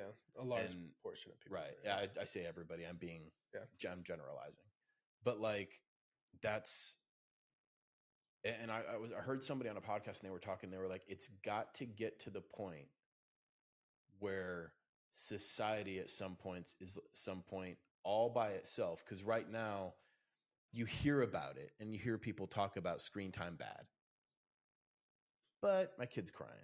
Right. And so I give him the screen or whatever, but it's got to get to the point where something degrades enough in society that all of society stands up and is like, oh, this is bad. Yeah.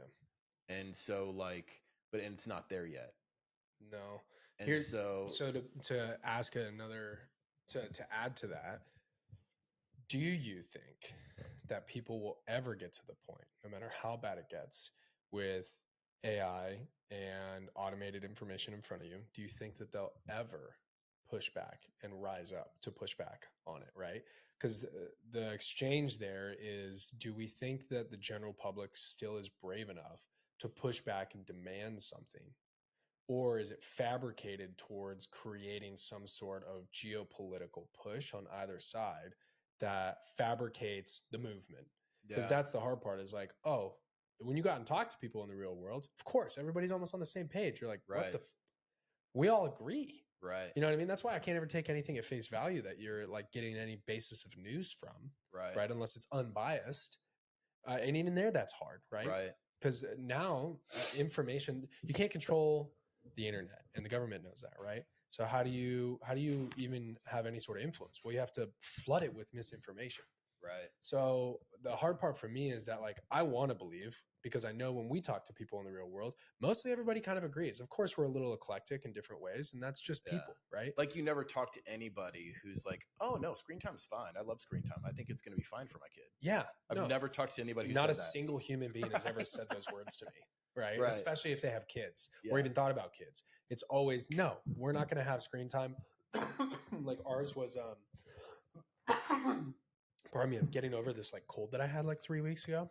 Yeah, no and I'm worries. still coughing up bullshit. Yeah. Anyway, like when I talk to him, like, or when I grew up, we only had an hour a day. I got to play video games for an hour a day. The rest of the time I was outside. Yep. You know, was I pissed? Sure. Sure. I was a kid. I didn't know how to regulate my emotions at the time, right? I'd just be outside and be mad at mom because she's freaking being mean. Yeah. You know what I mean? Yeah, exactly. But no, that's the hard part for me, is that, like, cool. Will we ever actually push back heavy on something like that? Yeah. You know what I mean? That's a good question. Like, I don't know. It was a good point he was making that, like, 15, 20 years from now, when people realize as a society that kids don't even know how to, like, make the right facial expressions, Right. or don't know, or having anxiety attacks when they have to, like, go to work and function with another human being, right, or something like that, because they've grown up since they were 2 on a computer screen. Right. At that point, and I think that was his point, was when something like that happens, where it's like standard procedure for all of society at that point, that all these kids are having this problem, then all of society will stand up and be like, okay, this is bad. Yeah. But we're also looking at that because it's true. Like, AI is changing so fast, robotics is changing so fast, that, like, will it ever get to the point, because everything's going to change so fast that 15 years will never come. Yeah. It will have changed into something else. Yeah. And so, like, every 3 or 4 months, AI changes. Right. Something changes. Clawbot. Right. Yeah. All of a sudden we got Clawbot here. Yeah. And you're like, wow, this is insane. What is this going to do for my business for the next 3 years? Yeah. Right. Well, and, like, there was a guy on a podcast who said, it's the first time in human history that parents cannot prepare their children for the future. Yeah. Because there's always been like, oh, we're a farmer. Learn how to be a farmer, son, and you'll be able to take care of your family. Right. And then that turned into work in the industrial complex, you know, and that's in work for 30 years and you'll get pension, and this is how you. It's a good life, right? Yeah. You know, and then as the information age came by, it was like, oh, computers, or, you know, here's, you know, be a doctor. Being a doctor is always a good idea because you'll always make money as a doctor, but can't say that anymore because AI is probably going to be the new doctor. You know, some robot is going to do all the surgery on you, and some AI is going to tell you what's wrong with you. All the data scientists right now are shaking. Yes. And so, like, but we don't even know what that's going to be like. Right. We have a kind of an idea that some of this stuff isn't going to be around anymore, but we don't know what it looks like. Right. So how do we tell our kids? How do we prepare our kids for the future? All we can do is teach them to be a good person. Yeah. But aside from that, I have no idea what else to teach you. Right. The hard part is, and I don't say this lightly, the hard part is that there's so many people operating from a place of fear, and that's by I believe society has been designed to operate that way. Yeah. Right. That it's easier now to be able to show people, hey, this is what a good person does. Right. Because there's so many people that are too scared to do that. Not to say that they aren't a good person, but maybe they don't want to do that. Right. For fear of potentially being misread or something along those lines. Right. Just like I personally think it's really easy right now to be successful because there's so many lazy people. No kidding. Right. If there's so many lazy people, it makes it really freaking easy to go be successful. You just have to stop caring when you fail and keep going. Right. You know, right. Just push through. Think about how many other people just failed once, just like you did, and burned everything and just went, cool, I'm going to go do something else. I'm done now. Yeah, that hurt. Right. I'll move on. And you go, that hurt, but I learned something. Let's go. Well, see, and I think too, like, how you were raised has something to do with that too. So for this whole generation, this younger generation right now, they're delicate. Yeah, they are. You know Yeah, what I they are. mean? Yeah. So like, and like, you always hear this stuff on. I hear about. I'm Generation X, so I always hear things about Generation X, and like, and Joe Rogan was even talking about it the other day. But how they were doing this study, and they were saying that Generation X is the most durable generation in history Hmm. because how many of them were latchkey kids. So they didn't have a mom, they didn't have a dad there to cook them. They come home from work or come home from school. Yeah. They turn on the TV. They make themselves something to eat. They leave the house and they go play with their kid, play with their friends. They come home when they want, and like they had to learn to regulate their emotions. They had to learn to take care of themselves. They had to learn that nobody was going to be there to take care of them. They had to learn, and not saying that that was the best way to raise a child. You know what I mean? But like, it made them very durable because they grew up feeling like, and they being, you know, again, a generality. Not everybody had, you know, some people had moms and dads at home, but like, it made them more durable when things happened, when life happened, when things broke, how to when just things be a didn't basic work out. adult. Right. You know, for like, sure. They were learning how to be an adult at a much younger age and take care of themselves. So as life happened to them, they were just like, all right, well, what do we do now? Yeah. And I think with the younger generation now, when life happens to them, they're like, oh, life needs to change to make me feel better. Yeah. It's like, that's never going to happen. No. You may want that to happen, and somebody might be telling you that like your feelings are reality, right? Which they're not. You know what I mean? Feelings are valid. I'm not saying feelings aren't valid. You know what I mean? Like you acknowledge that you're feeling that way, and then let's unpack why you're feeling that way, and how to grow through that and think about that and change through that to be somebody who can deal with that emotion when it happens and then function in the real world. Yeah. As opposed to this emotion is happening, so all of you need to change for me. Well, and emotion typically means if you're super highly emotional and you're operating in that mental space all the time, you're not making logical decisions. Right. And life is very raw and real, right? Yes. And logical based. Yes. Right. In business, and that's never going to change. No, it's never going to change. That's reality, right? Business, especially business, is totally unemotional. People bring their emotions into business, which makes it hard because now you need to be a business partner and a therapist, right? Which I didn't sign up for, But that's the caveat: is like how can we grow as individuals through our emotions and use those to not only become a more stable and regulated human, especially adult, right? Maybe use that to help others around us if they're able to see what we went through from start to finish to be able to envelop for themselves, right? And grow from our mistakes, which is super helpful. So you don't have to yield that yourself. And then make logical decisions when feeling that way, or at least regulate yourself enough to come back and be like, cool, let's have a logical conversation around my emotions. Right. Exactly. But yeah, dude, because like that's hard. if you feel angry, like, man, I get it. That would have pissed me off too. Right. But you don't have to punch somebody for it. You don't have to shoot somebody for it. You don't have to run your car over somebody for it or crash your car into somebody for it. You know what I mean? Like, that dude cut me off. I'm fucking mad about it. Yeah. That pisses me off. That's a feeling. Acknowledge that feeling. I would be fucking mad too. Yeah.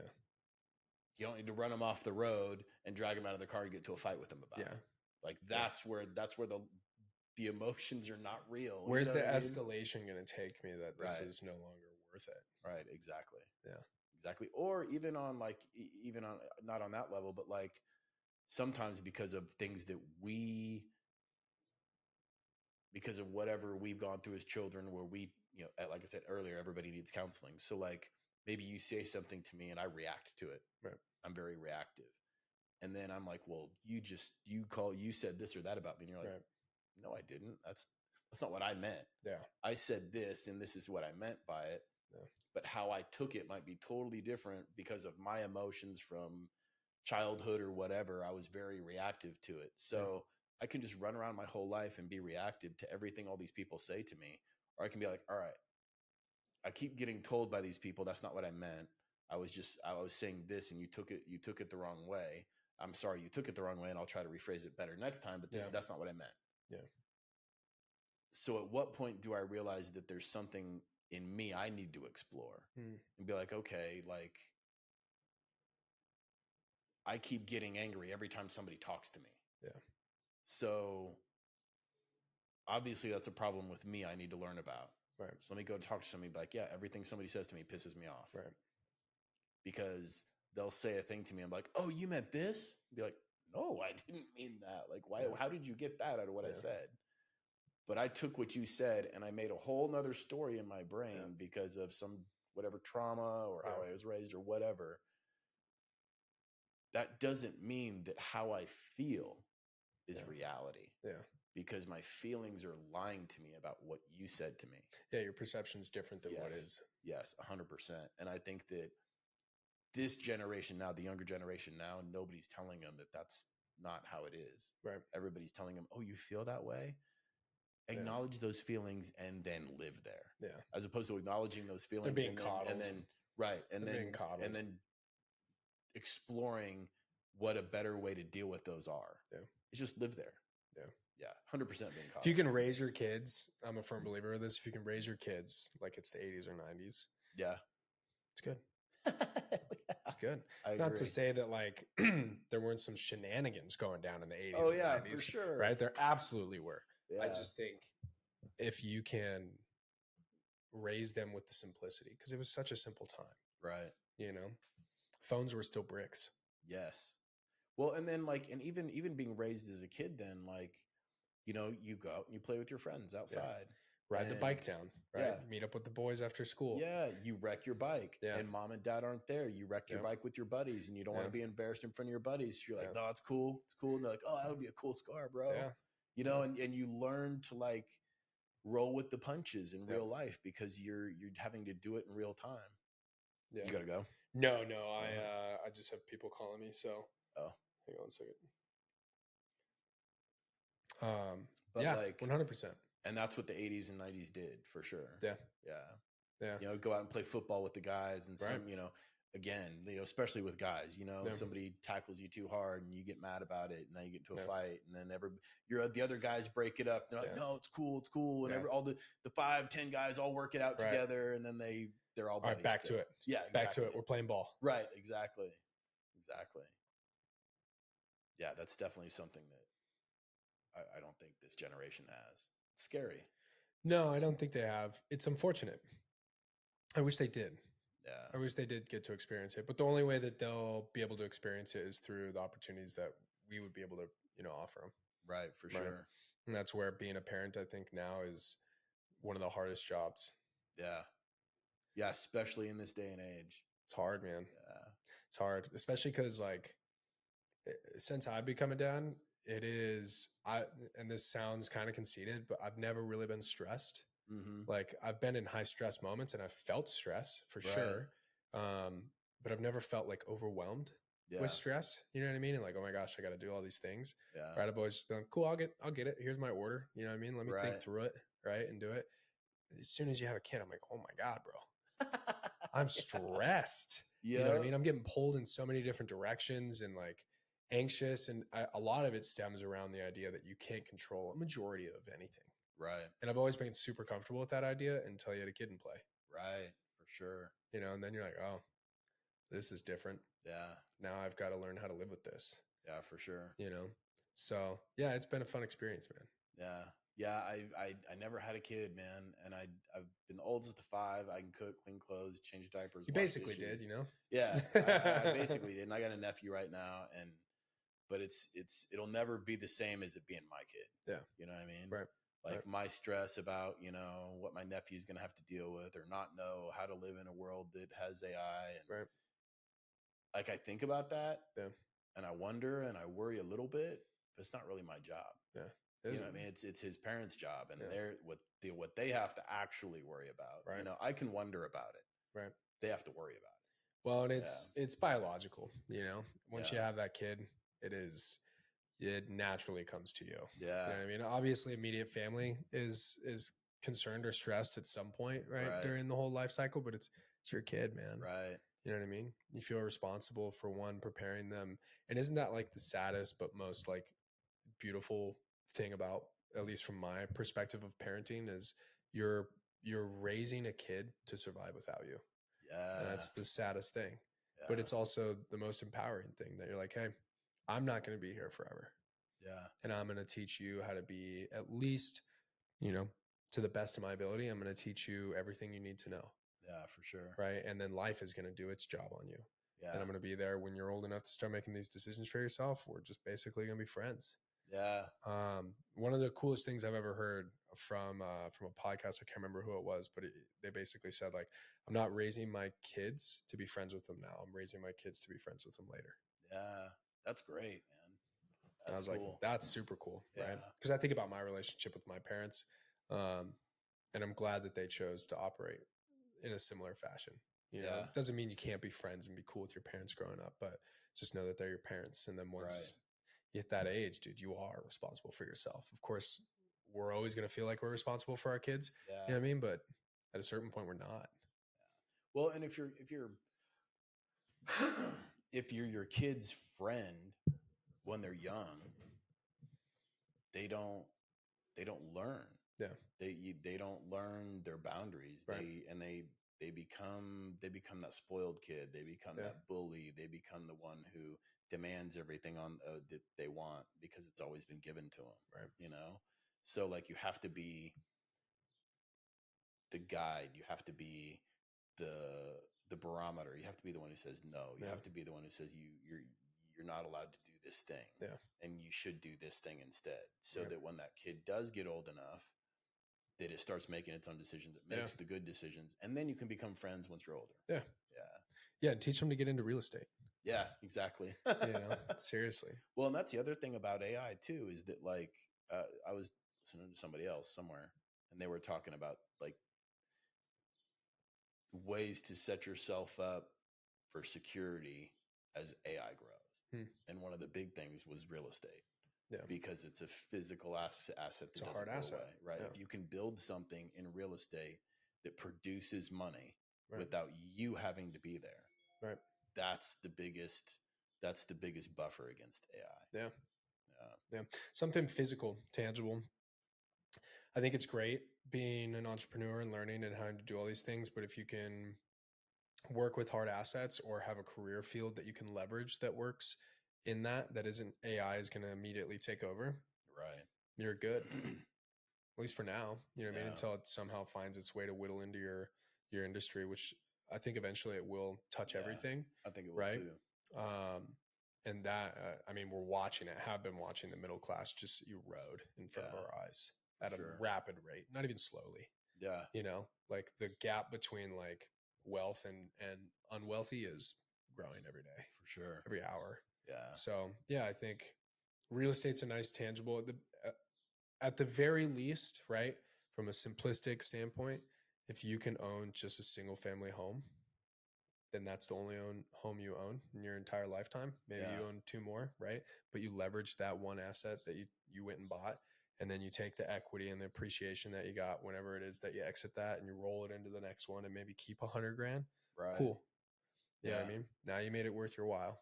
Right. You got some of your money back that you made towards your mortgage payments all those years ago, and it helped you buy another house, and that serves you in a better way, however it is. And that's all you ever really need. And it gives you a small tax break. Right. Right. And then as soon as you want to step it up and do anything more than that, sure.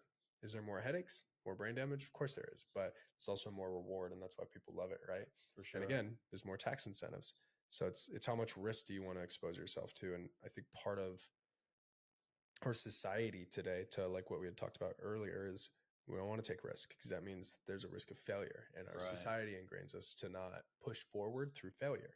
Yeah. Right. Which is, again, why it's easy to be successful, in my opinion, right now. Yeah. Because all you got to do is keep pushing through the losses. Yep. For sure. Keep pushing through it. Other people are stopping. They're hitting the same roadblock you are, and then immediately stopping and doing something different. Right. Right. And I'm like, all right, cool. I just got to keep doing this. Yep. So I learned a way not to do it. I learned a way to do it better by not doing it as good this time. Yeah. And so I'm going to move on and do it better next time. Right. Yeah. Think about like all the most important inventions that have ever happened in our life. The plane, the car, electricity, light bulbs. Like none of them were one and dones. Right. None of Yeah. them. There were thousands upon hundreds of thousands of and done. I just think it is such a ridiculous thought and a comical thought to think that I'm going to do something once and do it right away. Right. And that's the same with like, and this is also the caveat. And I know there's a lot of people that talk about this because I'll find people that are like, hey, I know all about that subject. And I'm like, oh, okay, cool. Like, that's fine. Like, let's talk about it. And then you talk about it and they've never done anything, but they've read every book there is on it. They've watched every YouTube video that there is on it. And I'm like, okay, so you do know a lot, but have you ever been in those positions where you actually have to execute it? Right. For sure. No, but they haven't taken the risk.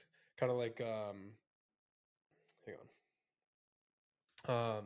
Kind of like if we started getting ready for a basketball game and I said, hey, you guys are going to go practice with your team every day, every other day for a week, right? Or let's say like for 3 months, you guys are going to practice 2-3 times a week and just play ball together, right? That's all you're going to do. But my team, we're going to go research basketball and we're going to know everything there is to basketball.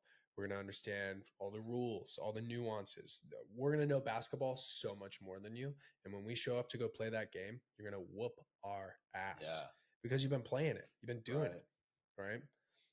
It doesn't matter how much you know. At a certain point, knowing doesn't really get you any further. Right.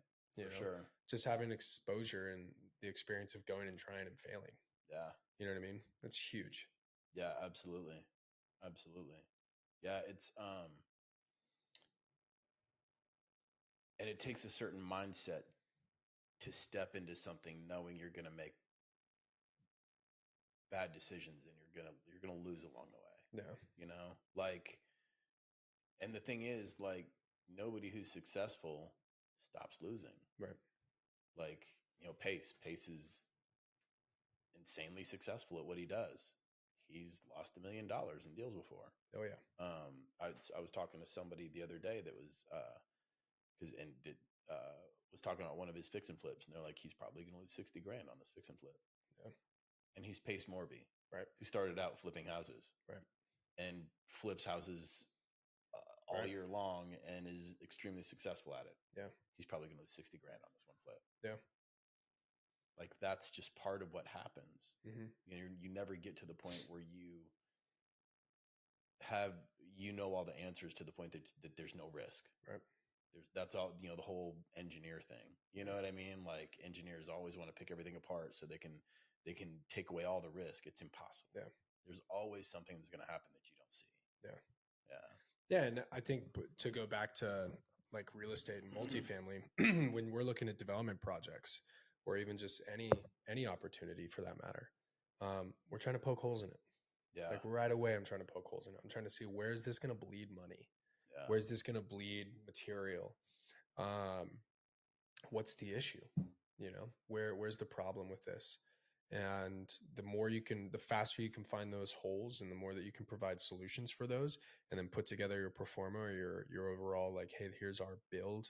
Here's what it's going to look like. Acquisitions to development to whether it's entitlement or right to development or whatever it is. Maybe it's a big value add. We buy it, immediately start turning units, whatever it is. Right. Right.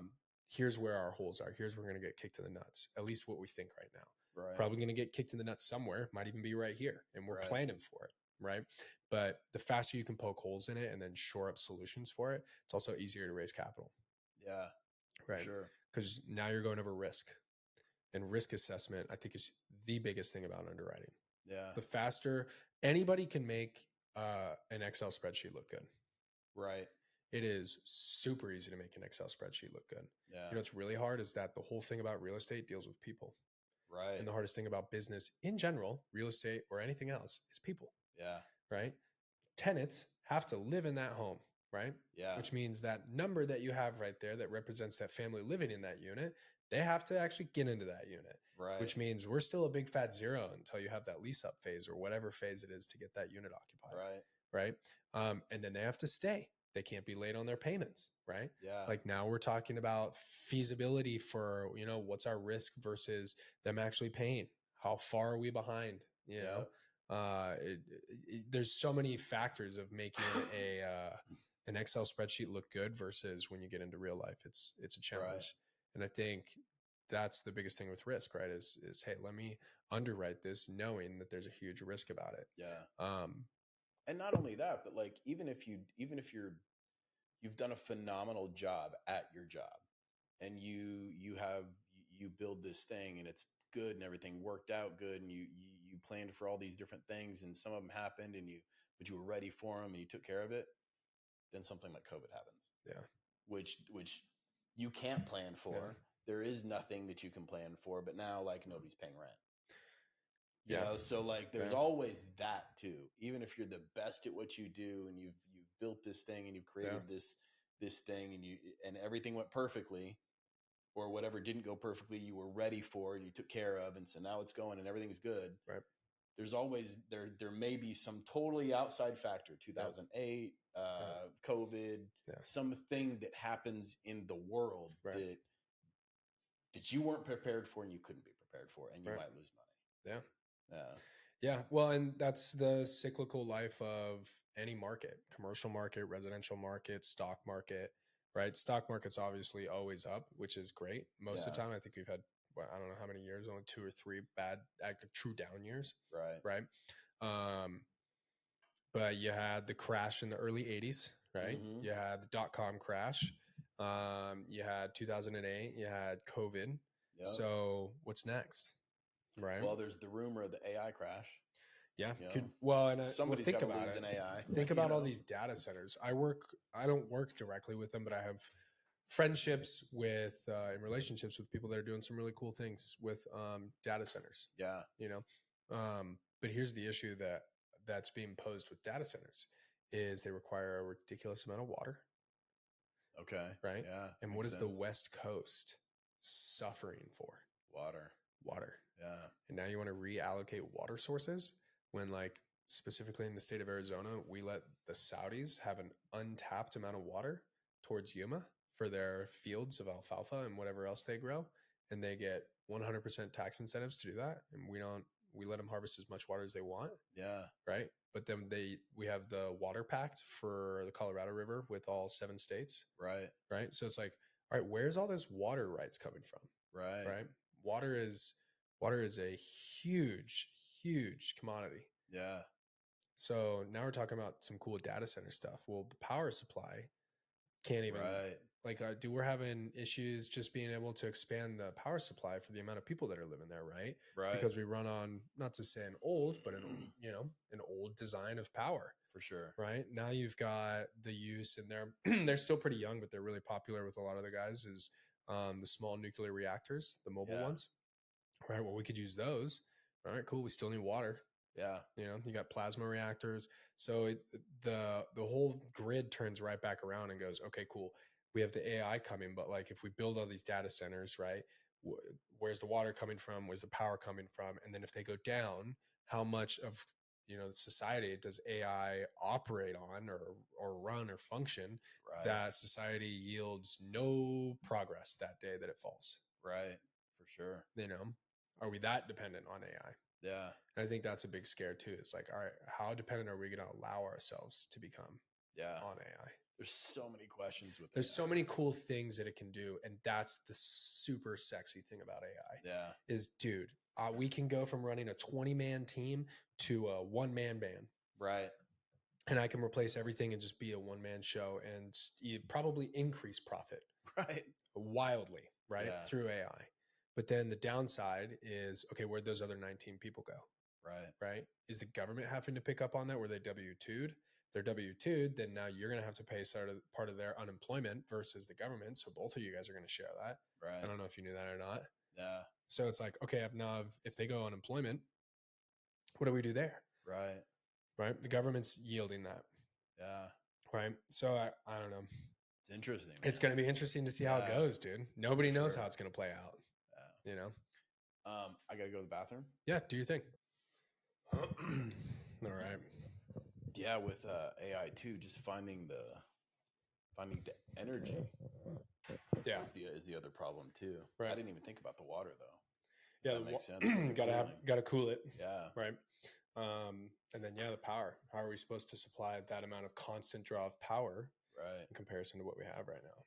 When I think there was a story about like when one of the power outages in California, all the Waymos stopped. Mm, They I all didn't know stopped that. and like locked. Wow. Like so people were kind of stuck in Waymos in the middle of the road. Oh, were they locked too? So were they just kind of like I- sitting in the car? I believe they were. I can't say for sure. Hmm. I didn't go research the Right, story. right. I just heard the story.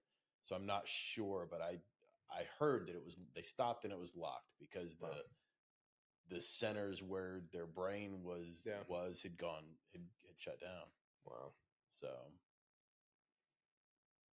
I should look that up and see what the real Yeah, that'd be cool to see. Yeah. That'd be really cool to see. Mostly just because you're like, all right, Yeah. let me see how bad can this possibly get? Right. You know? Yeah. Because you think about like, have you seen the movie I, Robot? Yes. You're like, wow, dude, everything runs off autonomy, Yeah. right? What happens if they want to shut this shit down? All it takes is one loon. Yeah. You know what I mean? It takes one person in power, or maybe has a little bit too much knowledge on how to, program or whatever it is, and have bad intentions. Yeah. They can make a nightmare out of this. Well, and I always thought it was weird that everybody was totally cool with putting things in the cloud. I'm going to put my whole world in the cloud. And I'm like, like, why is that a secure place? Yeah. Like and maybe it is. I don't know enough about the cloud to know how it works, but I'm always like, well, what if like that goes down? And everybody's like, oh, it's fine. It's in the cloud. What if the cloud goes away? Right.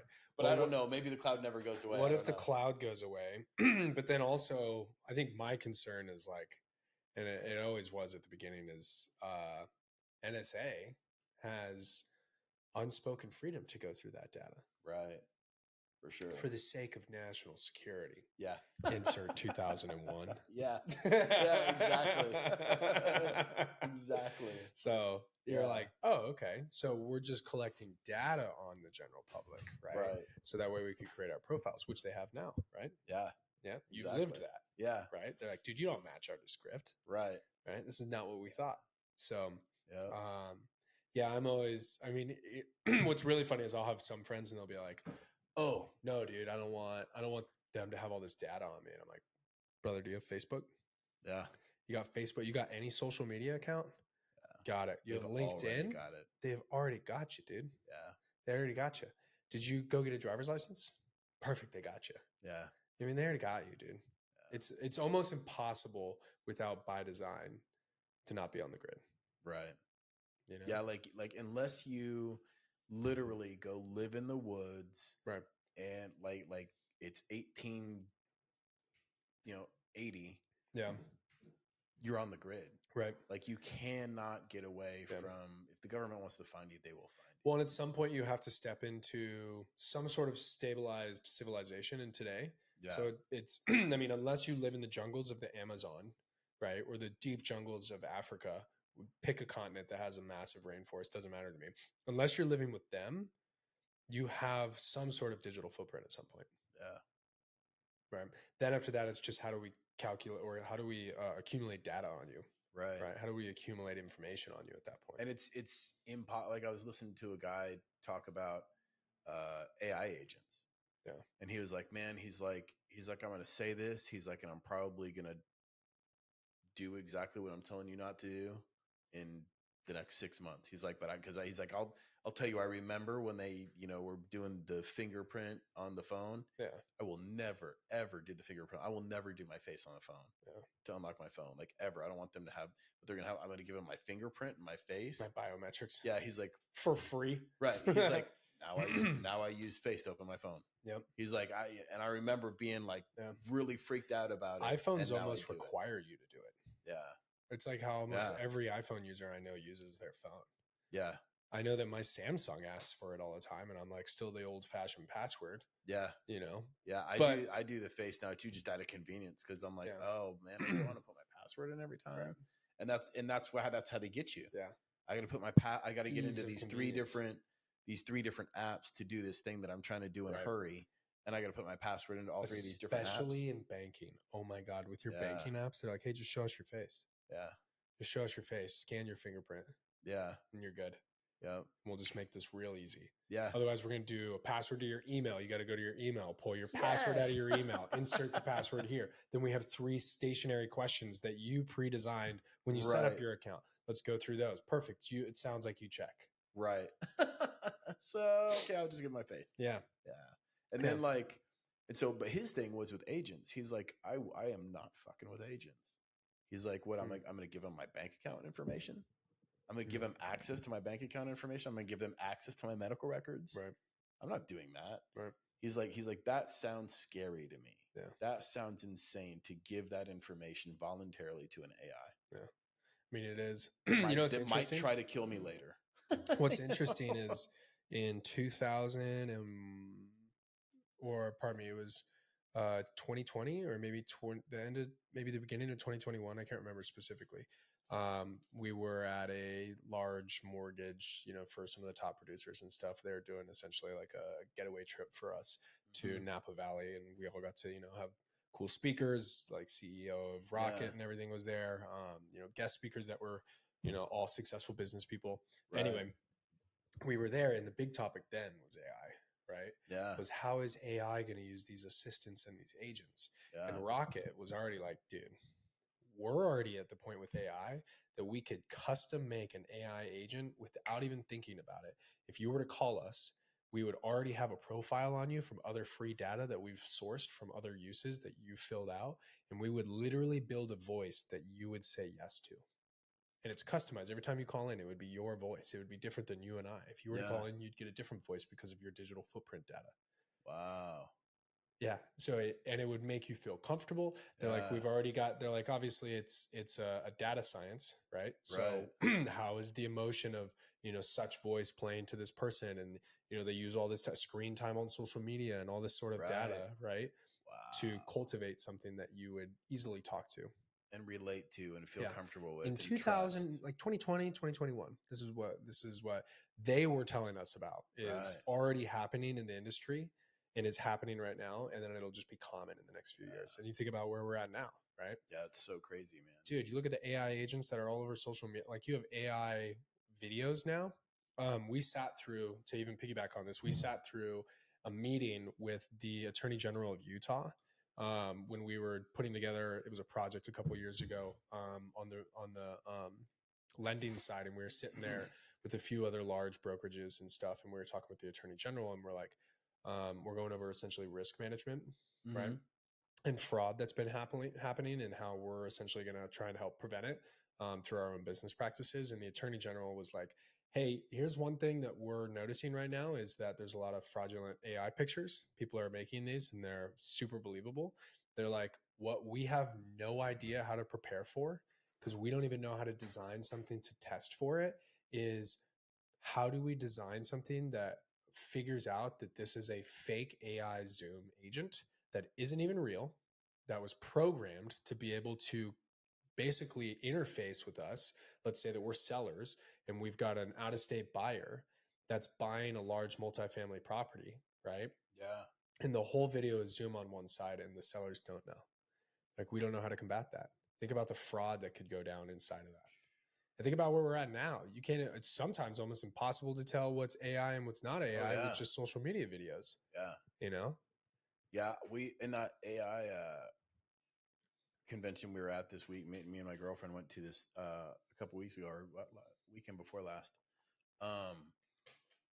We signed up for this thing that was hopefully going to work out, because I drive Uber at night, Uber Black, and summer's coming, so I'm a little worried, because I'm like, oh, that's gonna drop off, you know. Right. But there was a lady there who does AI video marketing. And it was super cool. But she takes your picture, and I signed up for it so I can take the class, because I might try to start doing AI video. And because she's like, right now is the perfect time to do it, because everybody's interested in AI. People are actually you have some people that are like, oh, I'm not messing with AI. But most people are kind of they'll want to watch the video more because it's AI, because they're interested in how it turned out. And it's interesting to piggyback on that idea is if you look at the older generation, and I'm Gen Z for that matter, right?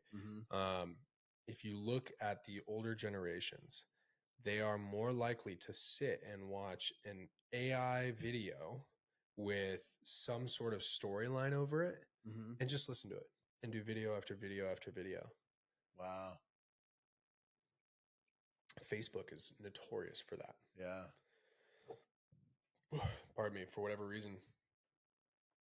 Yeah, I don't know what it is, but I watch friends of mine that have parents that are just chilling, and all I'm hearing is AI video after AI video. Yeah. And I'm like, wow, what is it about those videos? Like, to me, as soon as I hear it, I'm like, turned off, Right. you know. But for them, something about it is like almost comfortable Yeah. listening to it. It's interesting. To her point. Yeah, Yeah. I'm wondering what that data is. You know, it's another good point to what you're talking about. Of a couple of buddies and I, we've got a friend of ours who's doing real well. And I was like, what are you doing, dude?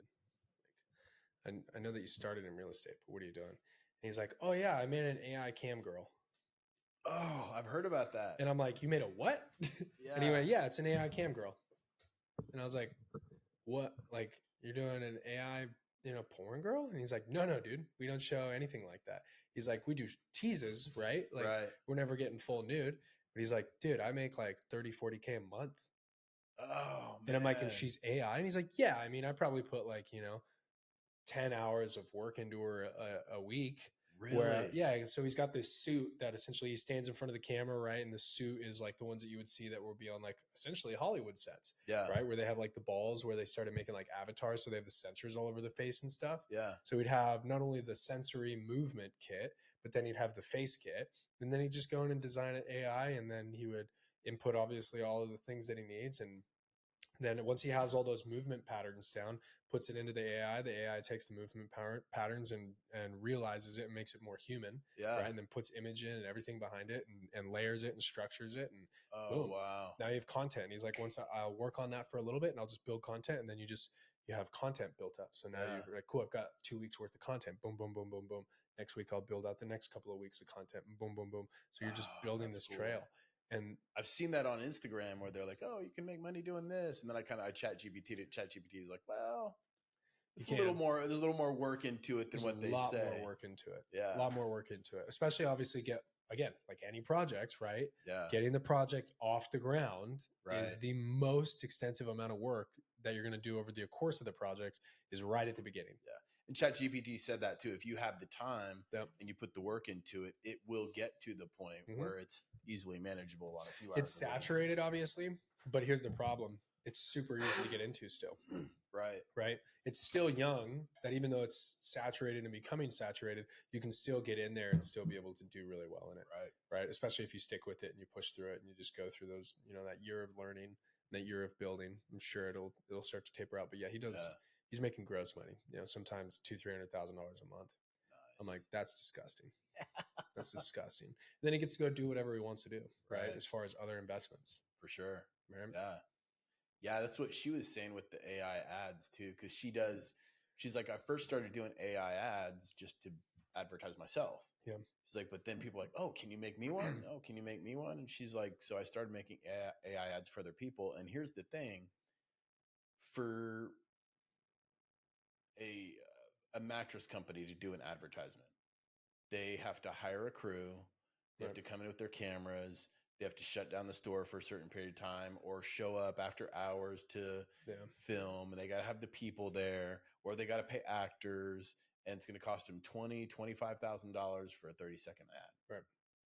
Or and then they got to pay to run it. Right. And then it's going to take them 3 weeks to 2 months to get the ad back after it goes through post-production. If you can give them an ad for $1,500 and you'll get it to them in 48 hours. Yeah. Like, it's a whole blue ocean of industry right now. And Life it's still new enough. Accelerated. Right. It's still new enough that not everybody can do it.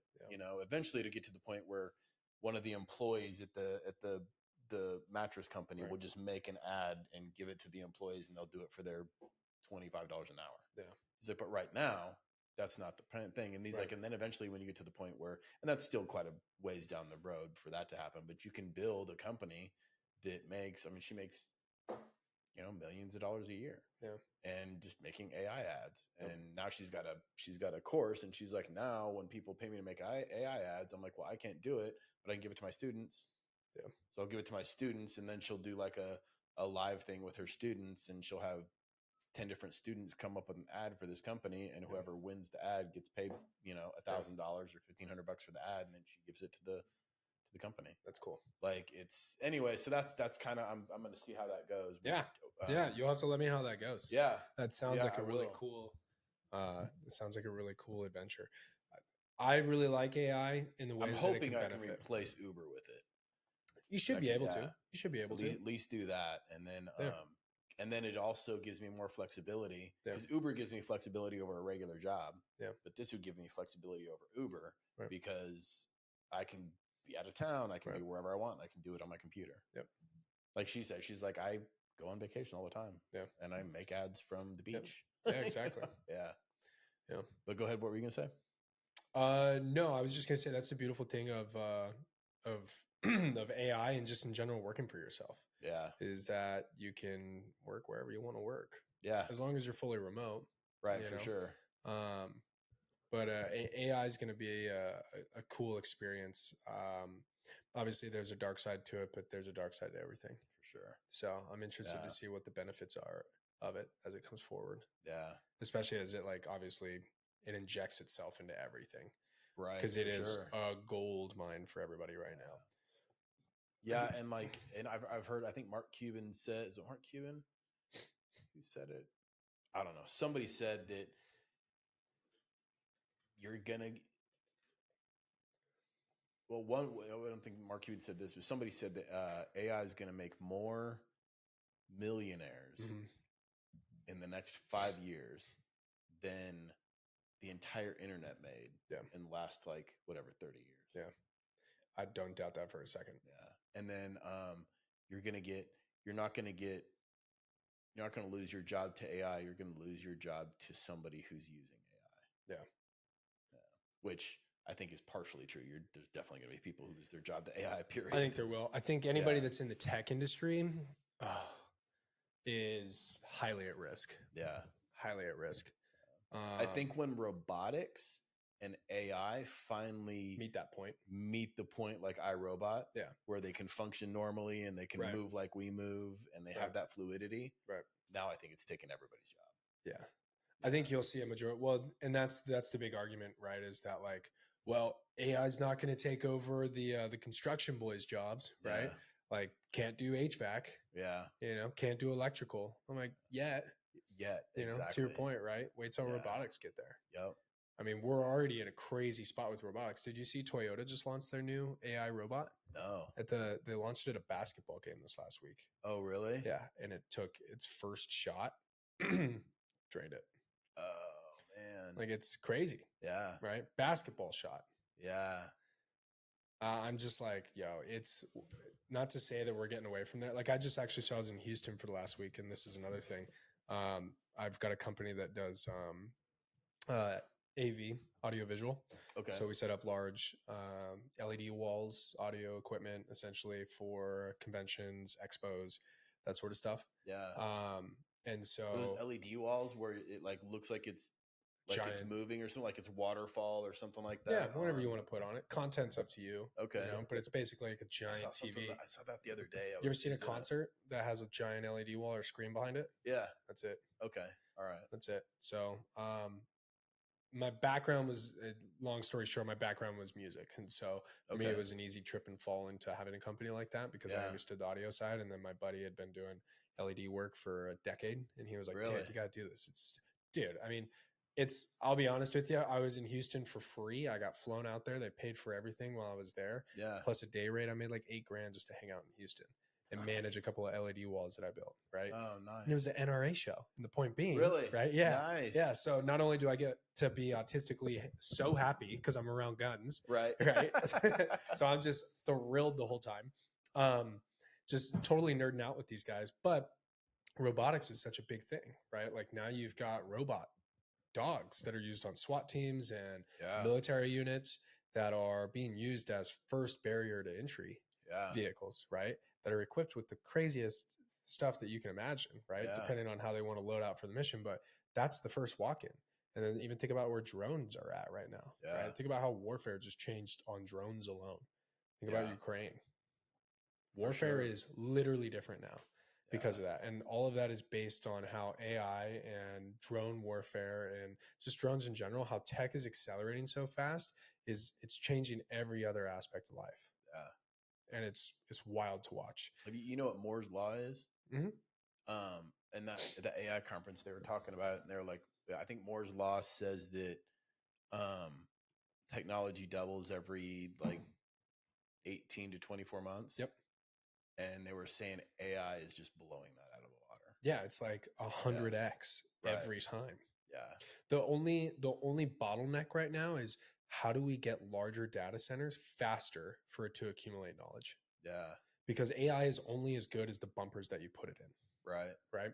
Like ChatGPT, and I have a really big pet peeve with anybody that uses AI, like Claude or ChatGPT or what is it, Deep Search or even Google.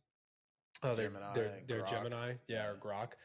I'm not saying that those are beneficial tools that can be leveraged. The problem is that I think people interface with them as if they have all the answers. Yeah. And the problem is they don't. Right. And so when they interface with them, they're asking them basic yes and no answers. And taking what AI is giving you is the answer. And to be fair with you, every time I've used AI in a professional background, I'm almost always having AI through the prompts that I'm giving it source me the data. Yeah. And quote me the data that is applicable to what my overall arching question is. But then I want to be able to have my CISIS sought in line with where it's quoting that data. And then I can go in there and actually do my own data and research. Yeah. So because the issue is it's only going to quote you as much as the bumpers that it has.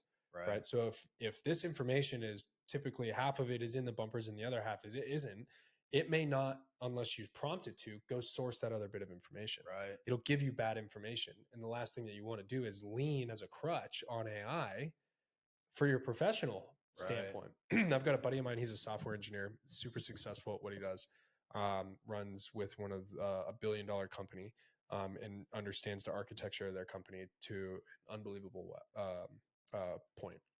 Super, super smart guy. But what he's finding now within his team that he operates or manages, which is like anywhere from 20 to 30 guys, right? They're all software engineers, right? That are just below him in this regard, is that he's finding literal people that will ask a question to AI, copy and paste, and input the code into the architecture of this $1 billion company that is global, right? Yeah. And then shit breaks. And then he has to go in and read the code and watch, and then go back and look at the prompts that were used from, XYZ software engineer and be like, dude, you are copying and pasting what, don't get me wrong. Can these AI agents write code exponentially faster than any human? 100%. That's why it's being leaned on as a crutch to be able to write code. The problem is people are just using it as yes or no. Mm-hmm. Is this right? Yeah, I think it is. Because I don't want to go through all of the information it just gave me and cross-check it and tell it whether it's right or wrong, or if it's got dated information. Yeah. Right. So I think it's so important that if you're going to use AI to any capacity in a professional level, you have to make sure that you are prompting it to source you accurate, up-to-date information on whatever it is, especially in real estate. Because like people will quote me shit from, when we're doing deals. And if I know that they use AI, I'm always personally always looking, even through my own AI that I'm using with my own prompts in Claude. I'm like, all right, like that's wrong. I know that's wrong. Yeah. I need you to go and pull the most accurate information and cross-check that. And more often than not, AI is like, hey, you're right. I was wrong. Yeah. You know what I mean? I'm like, well, I know you were wrong, right? Everything else looks good, right? Like there's some other things that look good, and maybe there's more than one thing that's wrong, but like you got to prompt it to like push back on it, because people are just taking it at face value. Yeah. And if you're taking AI at face value and your industry is also including AI into it, you got to make sure that you're at least doing your own due diligence, because it's your ass that's on the line. Right. It's a good point. Yeah. It's a good point for sure. Yeah. I try to prompt it. I'm learning how to prompt it better.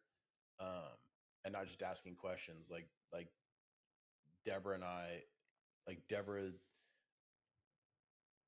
I'm an over talker and an over texter. So like Deborah and I always like my girlfriend. We always joke about it because I'll like ask you a question and tell you why I'm asking you the question, and give you an option of different answers just in case, like, I don't want to pressure you or something like that. And she's just like, hey, blah blah blah, and asks the question. I'm like, you didn't tell them half the stuff they need to know to answer the question. You know what I mean? Yeah. But with AI, that works in my benefit because I over explain things to AI, and it gives them, and which I did that anyway because that's just the way I am. But then I've heard from people that like you need to be detailed with AI, otherwise it gives you this answer that's not very accurate. And then also in addition to that, I've learned too. You know who Dan Martell is? He wrote the book. Sounds familiar. Buy Back Your Time. No, it's not ringing any bells for some reason. Good book. Phenomenal. Buy Back Your book. Time? Yeah. Okay. I'll look into it. Phenomenal book. His name's Dan Martell. But he's on YouTube too, and he's super into AI. I think he's got an AI company now also. But he used to just use Chat GPT, but now he like breaks down. He's like, Chat GPT, I use Chat GPT for brainstorming. But then I use Claude for like my like writing and certain other things. I use Gemini for this. I use Grok for deep research. I use these different AIs for different things. Yeah. But he also gets into like prompting. And he's like, you ever go into ChatGPT and everything you say, ChatGPT's like, wow, what a great idea. Yeah. Like, doesn't matter what you say. It was a great idea. Freaking true. Which is why it's also like, can't stand that. I don't know. I don't like either. I'm like, thanks. I appreciate you telling me that it was good to look at it from that perspective. Yeah. But you should have looked at it from that perspective before. Otherwise I wouldn't have to. You can prompt ChatGPT and any AI for that matter to stop being automatically agreeing. Yeah. Well, he says you can go into the settings, and he showed where you can go into the settings and you can rewrite the settings that say, be my ruthless mentor, check and double check everything I say, check yourself, allow me to check you, and then cross check me. And you can like give it all these things. And then when you prompt it too, like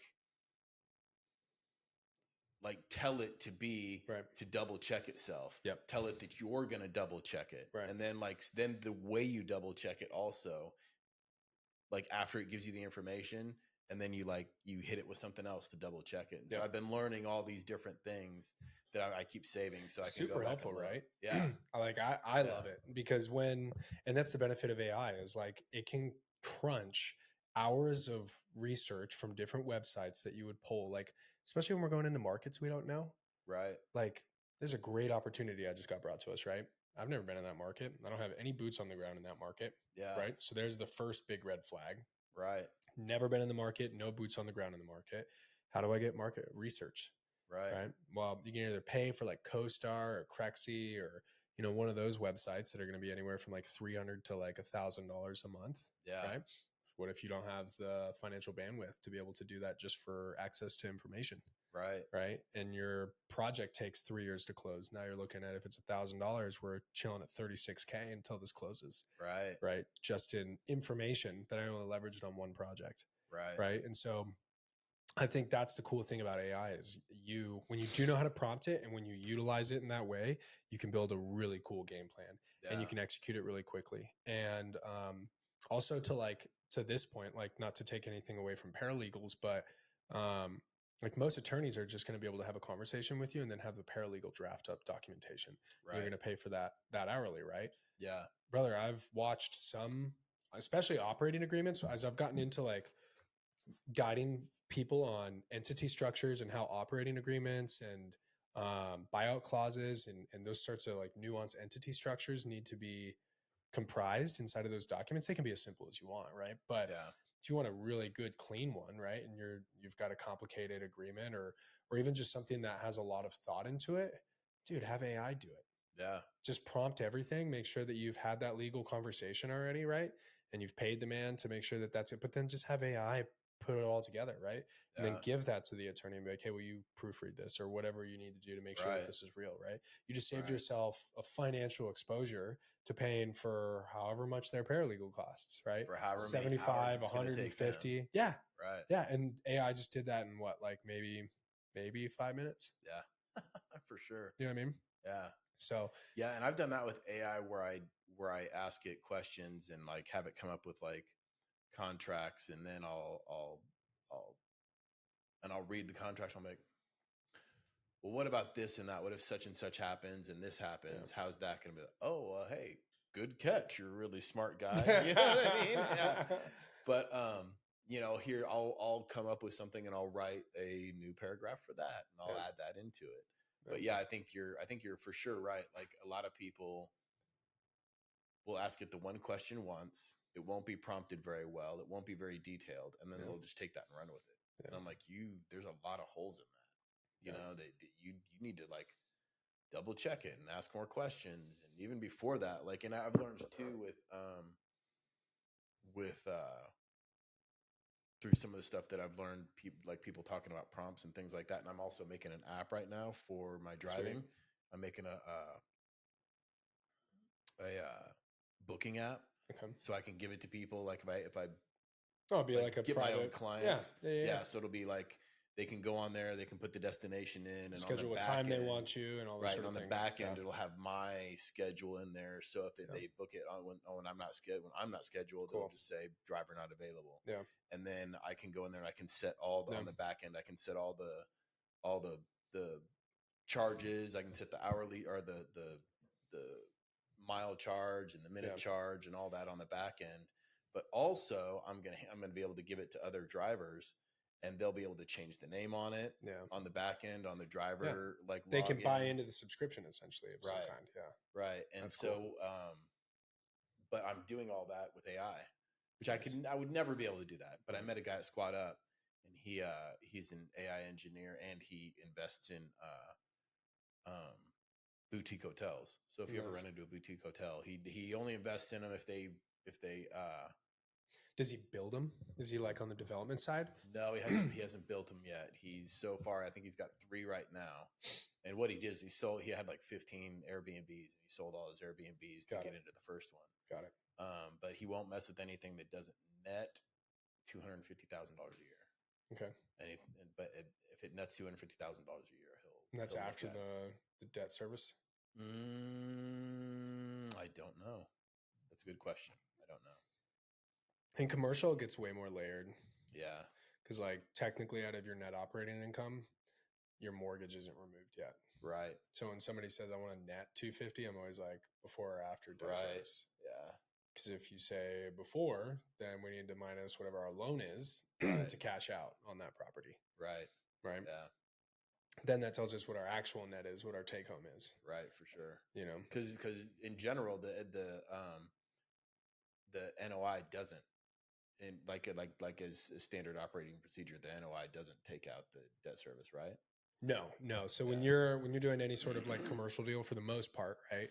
Yeah. It can be nuanced, but for the most part, the way that the banks are going to look at it, which is the way that you should underwrite it, is when you're accumulating all of your income, you're taking your GOI, which is your gross operating income, right? Mm-hmm. You haven't removed anything. It's just the cumulative gross amount of money that you've gotten that produces annually.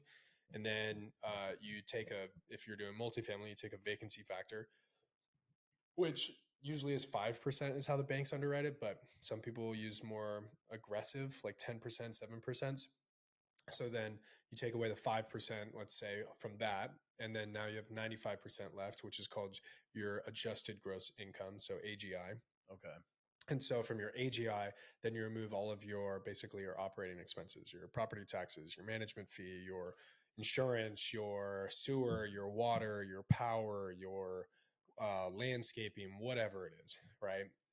Name it, right? If it's associated with managing or operating the property, then that's in your utility. And then you remove that. And from the AGI, then comes your net operating income. Your net operating income is what everyone bases, essentially. That's like the leg to figuring out what a property's worth. I figure they don't take the debt service out because they're assuming debt service doesn't apply to everybody. No, it doesn't. Exactly. Right. I want to figure out what the net operating income is after operating expenses and my vacancy factor. Right. So if I own the property outright, this is my net income. Yeah. This is what my net income is. Then I got in addition. Correct. Take out after everything that's associated with the property of keeping it alive and running and keeping it going year over year, right? What's that net operating income look like? Cool. All right. What do I want to place debt wise on it? Yeah. Do I have to place debt on it, or do I just collect net? I'm assuming from the way he was explaining it, I'm assuming he's not taking that's just Probably his not. NOI. Probably not. But And then it's on always the worth a back question. end, he'll decide how much he can afford to take out of it, or however he's well, and that's how you come up with the value. So the way the equation for figuring out what the value of a property is your net operating income divided by your cap rate equals your purchase price or your value anyway. Okay. And what you'll find when you do multifamily or mixed use, net operating income divided by the cap rate. Yep. Okay. Yep. So your net operating income divided by the cap rate. Okay. And I always say, just to be specific, your sub-market cap rate. Because, and the reason why this is important is, let's say I'm going to go buy property in Scottsdale, right? And I'm using the generalized Phoenix, being Maricopa County's cap rate. It's going to be totally different than what Scottsdale's specific submarket cap rate is, right? And even north versus south cap rates are different. And like if I'm in Kierland, those cap rates are going to be different than the ones that are right down by Tempe. Right. You know what I mean? Okay. So I got you. It's important to understand what your submarket cap rate is. Yeah. Once you figure out roughly where that is, and the hard part is cap rates are always kind of moving, right? Very dependent on every individual job. But if you have any data that you can pull together, figure out what your submarket cap rate is. Figuring out your NOI is usually pretty easy for the most part. Okay. And then that tells you where your actual value is. Okay. Right. So that's where your market sale price is, or what the property is valued at right now. Right. So that's how you figure that out. And then obviously it's interchangeable, right? Because it's three pieces. If you've got a purchase price at $3 million, right? And you know your net operating income, you can just divide your 200 or you can divide your value by your net operating income, and that gets you what your cap rate is. Okay. So when you're doing like, oh, let me go on Crexy and see what this is. Oh, well, this one's a comp, it's a 45 unit. It's sold at, well, $3.5 million. Let's go figure out what the net operating income is. Is there any offering and memorandums or any documents that we can figure out to pull? Usually this is where it gets complicated, right? Do I have access to data to figure out what the NOI is? Right. Or do I need to go and do like a broad overhead, like, okay, what do they charge for rent? Right. Amongst all their units. Excuse me. What do they charge for rent on all their units? Okay, I don't know. I don't have access to their information. So I'm going to just take a really rough generalization that their average amongst all their units is like, let's say $2,000. So 2,000 times 40 units, right? Is your average. Take your vacancy factor out of that. So anyway, you do all the equations in the inverse. Yeah. And then it'll figure out where your submarket cap rate is, or at least what this potentially sold at as far as your submarket cap rate. Yeah, that gets super nuanced. It does. Yeah. It does. But the more that you can get detailed with it, one thing, if you don't have experience, and I say this from my own experience, if you don't have experience, one thing that makes you look really good, even if you have no experience in potentially a deal and you're capital raising for a project, is you understanding the numbers and everything about the project inside and out. Okay. Like the investor shouldn't ask you a question that catches you off guard. Right. For the most part, they could bring up a good point, right? Something that maybe some other investors aren't interested in. Maybe this investor is interested in what their annual IRR is, right? Internal rate of return, right? All these other investors never asked that question.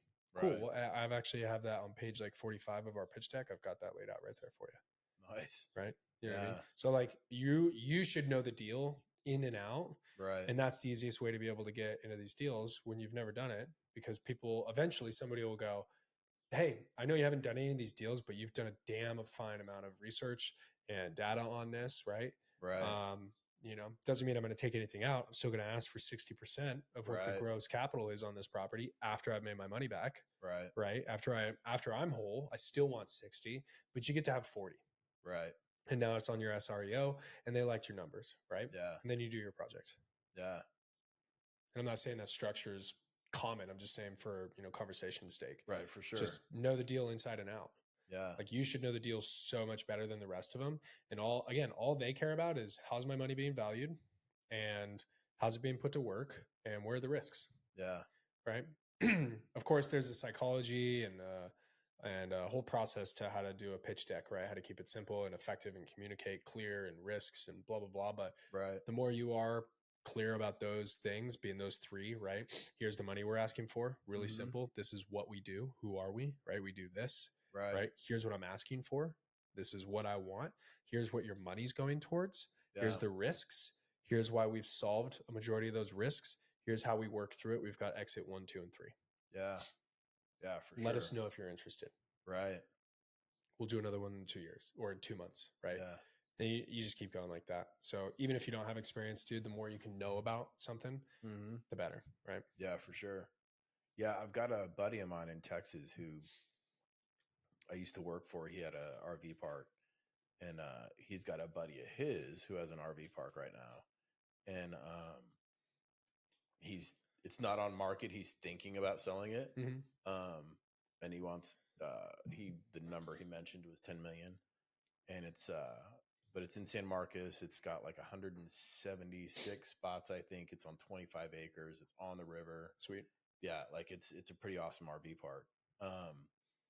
But like with my current knowledge, all I know to do is kind of bird dog it for somebody, which I can get. I'll get some kind of a fee for it. But I was thinking I'd try to do, cut my fee in half and then give me like 5% equity. Yeah. Just so I can say I have experience now as an RV park owner, so that later on when the time comes and be like, what experience do you have? Right. I own 3 RV parks. Yep. But it would be nice if I knew how to, like underwrite it to the point that I could take it to somebody with all that information already. Yeah. And then I could be like, hey, I want 25% interest in it. You can always bring it to me, man. Yeah. I'm happy to help you analyze any deal. All right. Right on. So seriously. All right. Yeah. Right now I'm just trying to get him to get his buddy on the phone with me. Yeah. Yeah. That's always the hardest part. Yeah. All right. Let's just have a conversation. Yeah. Cause I think he's thinking about selling it. So he's not actively like being hardcore about like, I've got to get rid of this property. Otherwise the conversation would have already happened. Right. For sure. Yeah. For sure. And he also right now is, he doesn't want to hold the note, which I think changes. Want to do a seller carry of some kind? Yeah, which changes the amount of people that it makes the pool of people much smaller who will buy it. Yep. Yeah. Yep. So just Morby it.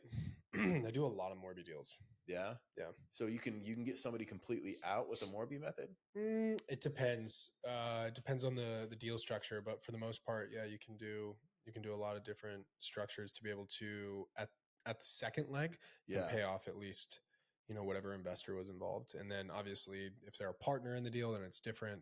There's a bunch of different ways to kind of cut it up, but it depends on what they're willing to accept. Like if they want $10 million, but they're asking you for 4, right? And they're willing to carry the rest. Okay, cool. Now I just need to cap raise 4. Got it. Noted. Right. Okay. Who am I bringing on as a cap raise? And then am I going to go get a loan for $10 million? Right. Right.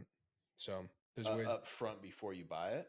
No, typically you'd get it under contract, right? Because if you are buying something like that, you would want to see it under contract. Right. But if the guy's like, I want $10 million and it ends up being worth $10 million, let's say it ends up being worth 8 or 8.5, but he wants it all up front, how do you Morby that out of it? So you can't, mostly just because if he wants 10 and he's sticking to that, and he's not willing to sell or carry it, then there's no Morby. Right. It's just you acquiring a property for $10 million. Right. Because he doesn't want to give you any money back or offer any seller carry structure, whether that's in an entity or whether that's as a lien or a PG. You know what I mean? Yeah. Because that's what I was figuring. I'd whoever I pitched it to eventually would be a Morby, or even pitch it to him as a Morby. We're just, you want 4 million, we'll find 4 million. Yeah. You carry 10 or you carry 6. There's a couple guys that I know that are pushing pretty hard for these in the RV parks. That are doing Morby structures. I just had a conversation with him this last week, and he was like, dude, I thought I was coming a little early to this game about, Morby on RV parks, but like the more I call around, like people are blowing up these damn RV parks. You know what I mean? Yeah. He's like, I'm like the 7th person to call him today. Oh, wow. Yeah, and I was like, damn. Well, Pace has got a whole army of people out there looking for RV parks. Yeah. And you know what's brilliant about what Pace does is Pace puts it out and his people will go and start searching it. Mm-hmm. But I don't know, from somebody who cut his teeth doing it himself differently, do I understand and love the value of that? 100%. That's genius. They bring him deals. He gets to pick and choose what deals he does and doesn't want. Right. And then what he doesn't want can pass down onto his other students. And if they do or don't want it, right? Yeah. So it's just this trickle effect that it just feeds everybody. Right. I love that. What I get frustrated by, and it's just obviously the counter to what that is because that exists, the counter is then that there's a bunch of people that are on YouTube University and just think that they can do this and do it by themselves. Right. And then they burn it, kind of like wholesaling, dude. I did wholesaling a little bit before I got into mortgages. Yeah. Right. Only did a few deals and then got out of it and went right into residential. And what's interesting is like wholesaling was good then, right? Right. Like it had a good name. And then all of a sudden, 2 years later, dude, like I was watching friends of mine that were wholesalers that, again, were still doing well, right? But like, dude, they had a bad name for themselves. Every real estate agent I've ever talked to was like, "Are you a freaking wholesaler?" Yeah. And I'm like, "No, relax." Yeah. You know what I mean? So it's just, I think that's the byproduct of so many people going for one thing and thinking that they can do that. And it's not that I hate that. It's just part of the cyclical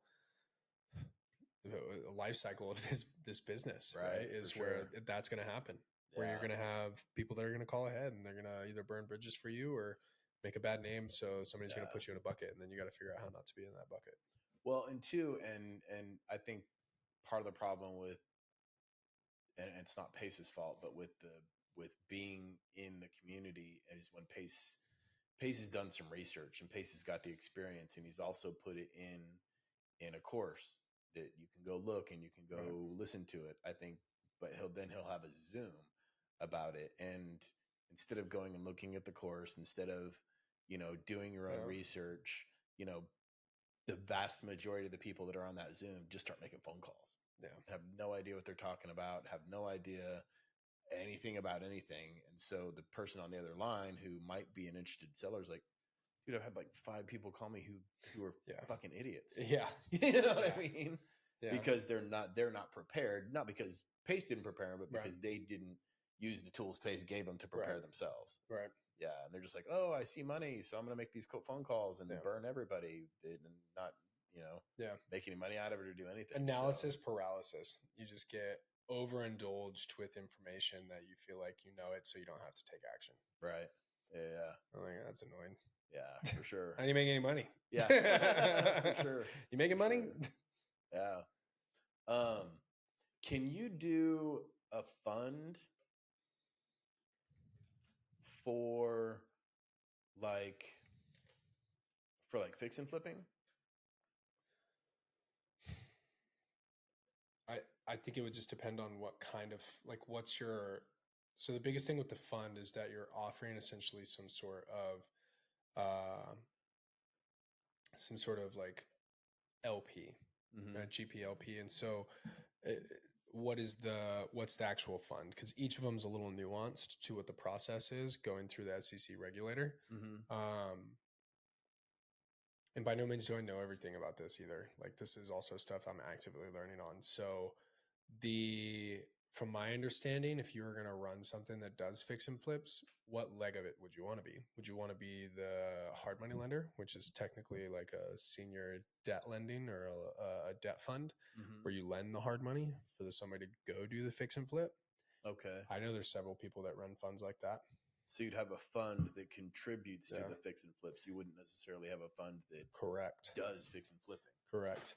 And that's where I would want to be. Personally, because think about it, you don't have to do any of the hammer swinging, you don't have to do any of the sub management. You would go get the deal under contract for, let's say it's worth $1 million, you would lend 60% of that, so the investor brings 400,000 to the table. Right? You now have an asset in the first position, or you have a lien in the first position to take over that property at $600,000, knowing it's worth $1 million. Right? And you only leverage 600,000 of the money that is against that property. You still have 400,000 to go and lend somewhere else. So you can accelerate the returns so much quicker. And again, it's backed by hard assets. So let's say it all goes to shit. That investor defaults, right? You acquire the property through the foreclosure and default process. Yeah. Now you've got an asset that's worth $1 million. You turn around and you sell it. Right. You've got 600 into it. You can turn around and sell it for 650. Right. Now you just made 400,000 or whatever. Right. Made 400,000. You recouped your losses in the payments that you were owed. Let's say you made 3 payments. So you had 3 payments and there's a small amount of profit margin on those payments, but obviously it's more about like accelerating the cash flow that you're lending through the fund. Yeah. Right. And so now you have a hard asset. Do you want to finish it? Right. Yeah. And then actually get the value of it? Or do you just want to turn it and sell it? Right. Sell it at $1 million. cool. I'll sell it at $1 million or 900,000. I'm still making 300,000 on my 6. Right. Right. Yeah. So think about that. I've at this point 1.5x to my money. Yeah. For my investors. They're happy.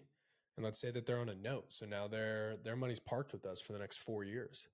Right. So I get to take that 300,000 and go do it again. Yeah. Right. See I guess I didn't really realize that that's how they do it too, but that's a good idea. So like if they're in a fund, they're giving you that money for an extended period of time. Yeah. So what we'll offer, again, I didn't invent this. Yeah. I'm quite literally looking at the issue that we have with our development company, which is capital. Yeah. Right. I'm looking at these amazing opportunities that we have that require, a couple $1 million to be able to get up off the ground and get rolling. But then we're looking at like huge liquidity events. Right. Okay. Well, why don't we just focus on the capital raising first and pivot from the development stuff? And we keep that the primary source of large liquidity events, but then let's just create a stable debt senior, essentially a senior lien position debt fund for so essentially if we've got for example, $20 million, our goal is going to be somewhere around there, right? Raise $20 million. We're going to take 70% of that and we're going to create senior liens out of it. Hard money loans, bridge loans.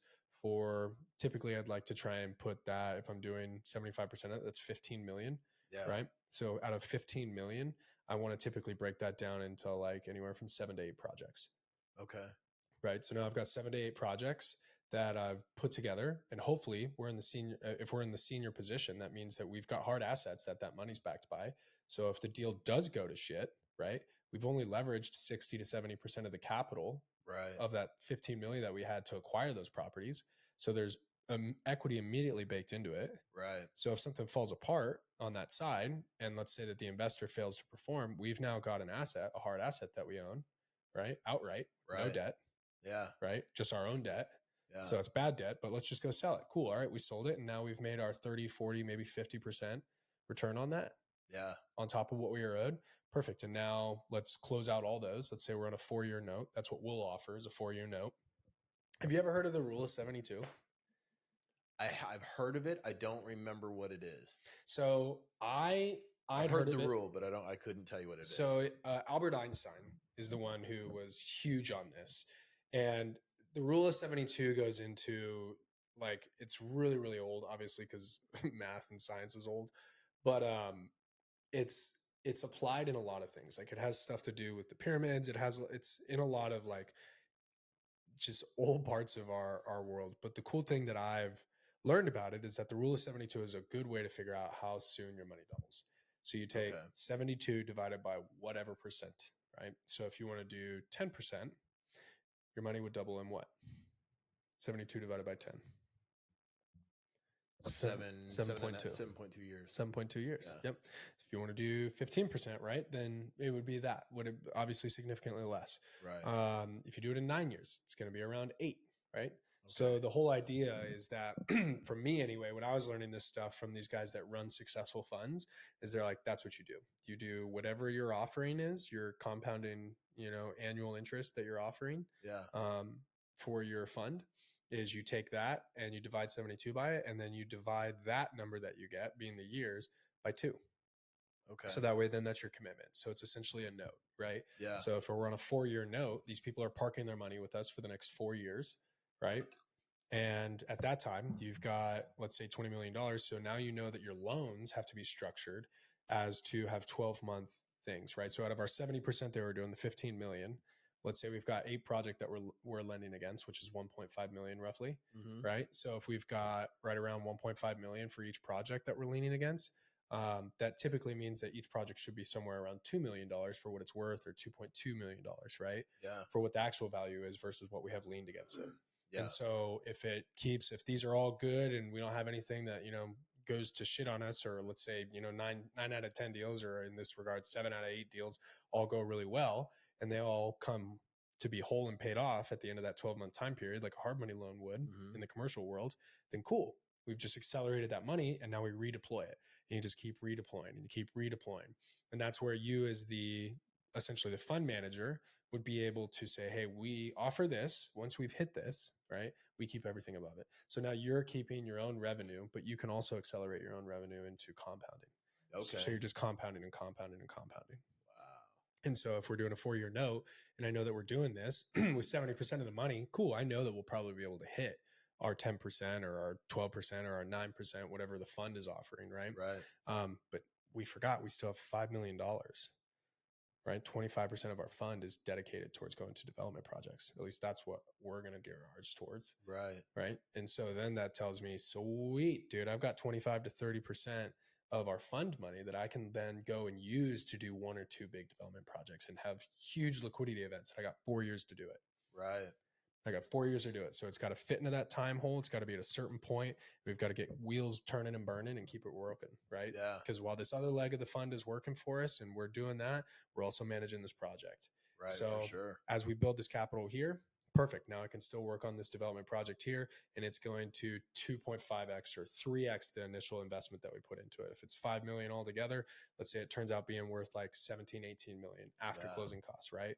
Sweet. After a 4-year review, let's sit the clients down and be like, dude, check out what just happened. Right. For sure. Your money, especially if you opt to perform in that development leg, right, of that fund, dude, your money could 2x in that 4-year time period. Yeah. Not just 1.5x. Yeah. It could 2x, right? Depending on what it is and how close is it soon. So let's say, hey, you want to do another 4 years? How soon do you need your money? Right. You know? Yeah. You want to park it with us for 12, right? Yeah. I can almost guarantee you if you give me $200,000, right? And again, you can't say guarantee, but you know, if this is what the data is off the first leg, let's do 3 turns. Right. For sure. Let's do 3 notes, man. Yeah. And who wouldn't do that? That's just trying to make money off their money. Well, and here's the thing. And this is what I really like about it as I learn more about it is don't ask for the world, man. $100,000 ask minimum. Yeah. You don't need to give me millions, you know? Right. Think about what would $100,000 after a 4-year turn, let's say it turns into 1.5, right? It's great. Yeah. It's great. It's backed by hard assets. Right. For sure. And there's the upside that it could potentially turn into 200,000. And then that just keeps compounding. So have you seen, I'm sure you've heard this question, but excuse me. People are asked, hey, would you take $1 million today? Or would you take a penny that compounded every day after 30 days? Yeah.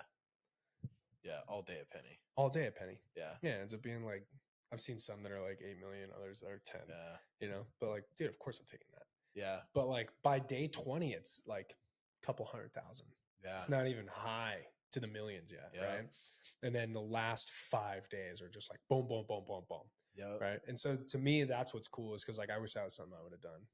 And I'm only 32. Like I'm not old by any means. Yeah. But like I wish I'd have been doing that and paid more attention to that when I was in my, you know, Right. early 20s. Because I had some money from, you know, dicking around being an idiot and getting nefarious things. Yeah. Right. I had some money that I wish I would have just parked into something like that and be like, cool, let me compound that. Yeah. And not even worry about it. And then do whatever else I'm doing and find all these other joint ventures and these other things that I want to do with the rest of my money. Right. And just let that one bake. Yeah. You know I what I mean? wish I would have understood what real estate was or could be when I was in my 20s. Yeah. Yeah. But if I could go back and have the same knowledge I have now, and I don't even have that much knowledge. Hindsight's like always knowledge is 2020, so man. Minimal. Hindsight's always 2020. Yeah. So, hey, in full transparency, I do got to take off here in a little bit. Yeah. We've been here for a while. So. We have been. Yeah. My girl was all like, yo, you good? Yeah. Did you die over there? I was like, no, we're good. Yeah. We're just hanging. Yeah, for sure. So yeah, this was awesome, dude. Thanks for having me over to your home. Yeah, of course, man. Thank you for coming, man. Yeah. It's been a really interesting conversation. Yeah. Yeah. I've only understood parts of it. Well, dude, I mean, the number parts is where I've lost it, but it's super, super interesting. Yeah. We can do it all over again. And, the one thing that I'm really working on right now is trying to take what I know and like how we operate and just simplify it. Yeah. Because nobody says yes to something that they don't understand. Right. For sure. And that's cool because like the fund, I'm super interested in funds. I just don't know much about them. Yeah. And how they work and how to, like what you can do with them. But like, I know they can be, like you just explained right now, like they can be such a massive, massive like return. Well, and you can velocitize your income. Yeah. And you don't have to give everybody your money. Yeah. I think so. Like when I first thought about funds, I went, God, asking everybody for their entire retirement, Right. asking for $1,500,000 or whatever. And I'm like, no, why do that? Right. Like, why not do the heavy legwork up front and just create something that, you get, if you're doing a 20 or 30 or $70 million fund, there's guys that are doing multi-$100 million funds, Yeah. and they're getting minimums of $1 million, right? Just think about how many people are involved in that fund. Right. I think what originally turned me on to something like that was like when I first got into real estate, and even just like a lot of big business, I knew that there were groups of people that knew it, and it sounds kind of dumb saying it, but I always just thought like some real rich dude owned something. Yeah. And more often than not, it's some sort of board or group that owns it. And I'm like, well, wait a second. How the frick do you become a part of this group? Like, obviously, these must all be like high net worth individuals in that group. And they're like, yeah, sometimes. Right. Sometimes it's just a big group. And then that's when I learned about syndications, and I was like, damn. You're telling me people that have like $50,000 can invest in a project that's like $20 million? Right. That's insane. Yeah. But it gets complicated because then you're like, oh, well, wait a second. Is the guy that's giving me $4 million towards this project getting paid the exact same return as the guy who gave me 100,000? No. Yeah. Now you've got tiered returns based off your initial investment, and you're less likely to hit a more luxurious return based off your initial investment. It gets super complicated. Honestly, like, as I love finance and I love just learning about this stuff. Yeah. Because our school does not teach anything like this. Right. And even some finance schools don't do a good job of this. Yeah. Like, even like I've thought about it, and I'm like, if you go to business school, they're still not even like really teaching a financial education. No. They're teaching how to like manage a business. And it depends on the school too. There's some amazing schools out there. Harvard Business. I've had one friend go through it, and he's doing really well. But also, here's the caveat to that: is like, is the person that's doing well because they went to maybe some sort of Ivy League or in high regard business school or whatever school, are they doing well because of that school? Or are they doing well because they had the right direction, they took the right information from the class, and they applied it, and they just broke through failure? Right. You know what I mean? Yeah. And you won't ever know until you break that person down and have that conversation. Yeah, right? For sure. Because on the outside, we always are going to perceive that it's because they went here, it's because they did this, it's always been easy. Right. And that's never the case. Right, for sure. So, but all right, man. Yeah, bro. Well, how can people get a hold of you if they want to? I'll send you my contact information. So I'm online. Okay. I mean, you can get a hold of me through like social medias if you want. What? I'm currently in a phase right now, and have been, I think, for a while, where I've always wanted to participate in social media, but my perspective of how I've wanted to participate has been different. And so one of the things that I like to, that we have to start doing, being my business partner and I, is being more prevalent and being out there and talking about what we're doing with this upcoming fund release, and how that's structured, and why there's a value there, and just be more present online. So people can get a hold of me through LinkedIn, Instagram if you want, but mostly it's probably just direct through phone number and text. I have no problem putting my business card and information out there in email. So cool. I'd be happy to send it to you. Well, for people watching, or if people's watching, are they just to find you? Yeah, just Google Jacob Clad. Okay. Yeah, just Google Jacob Clad. You can find me on LinkedIn. Okay. So I've got information there, and people are more than welcome to reach out. Cool. All right. Yeah. Sounds good. Or if you get a hold of me, I can get a hold of him. Yeah, that works, man. Yeah. So, no, dude, really appreciate you having me on, dude. It's been awesome to visit the house, and it's nice to sit down with you, man. Yeah, it's nice to sit down with you too. We'll have to do it again. Yeah. It's great conversation, man. I love it. I love it. We've been all over the place. Yeah, ADHD has been on fire. Yeah, and I got ADD too, so it's good conversation. Thanks for rolling with it, bro. Yeah, dude, I need somebody to roll with it with me. So if we both got it, we can roll great. Dude, definitely, man. Well, let's do some deals together, man. If you have anything in the future, let me know. Yeah, I will. I appreciate it, man. Yeah, man. All right, brother. Later, man.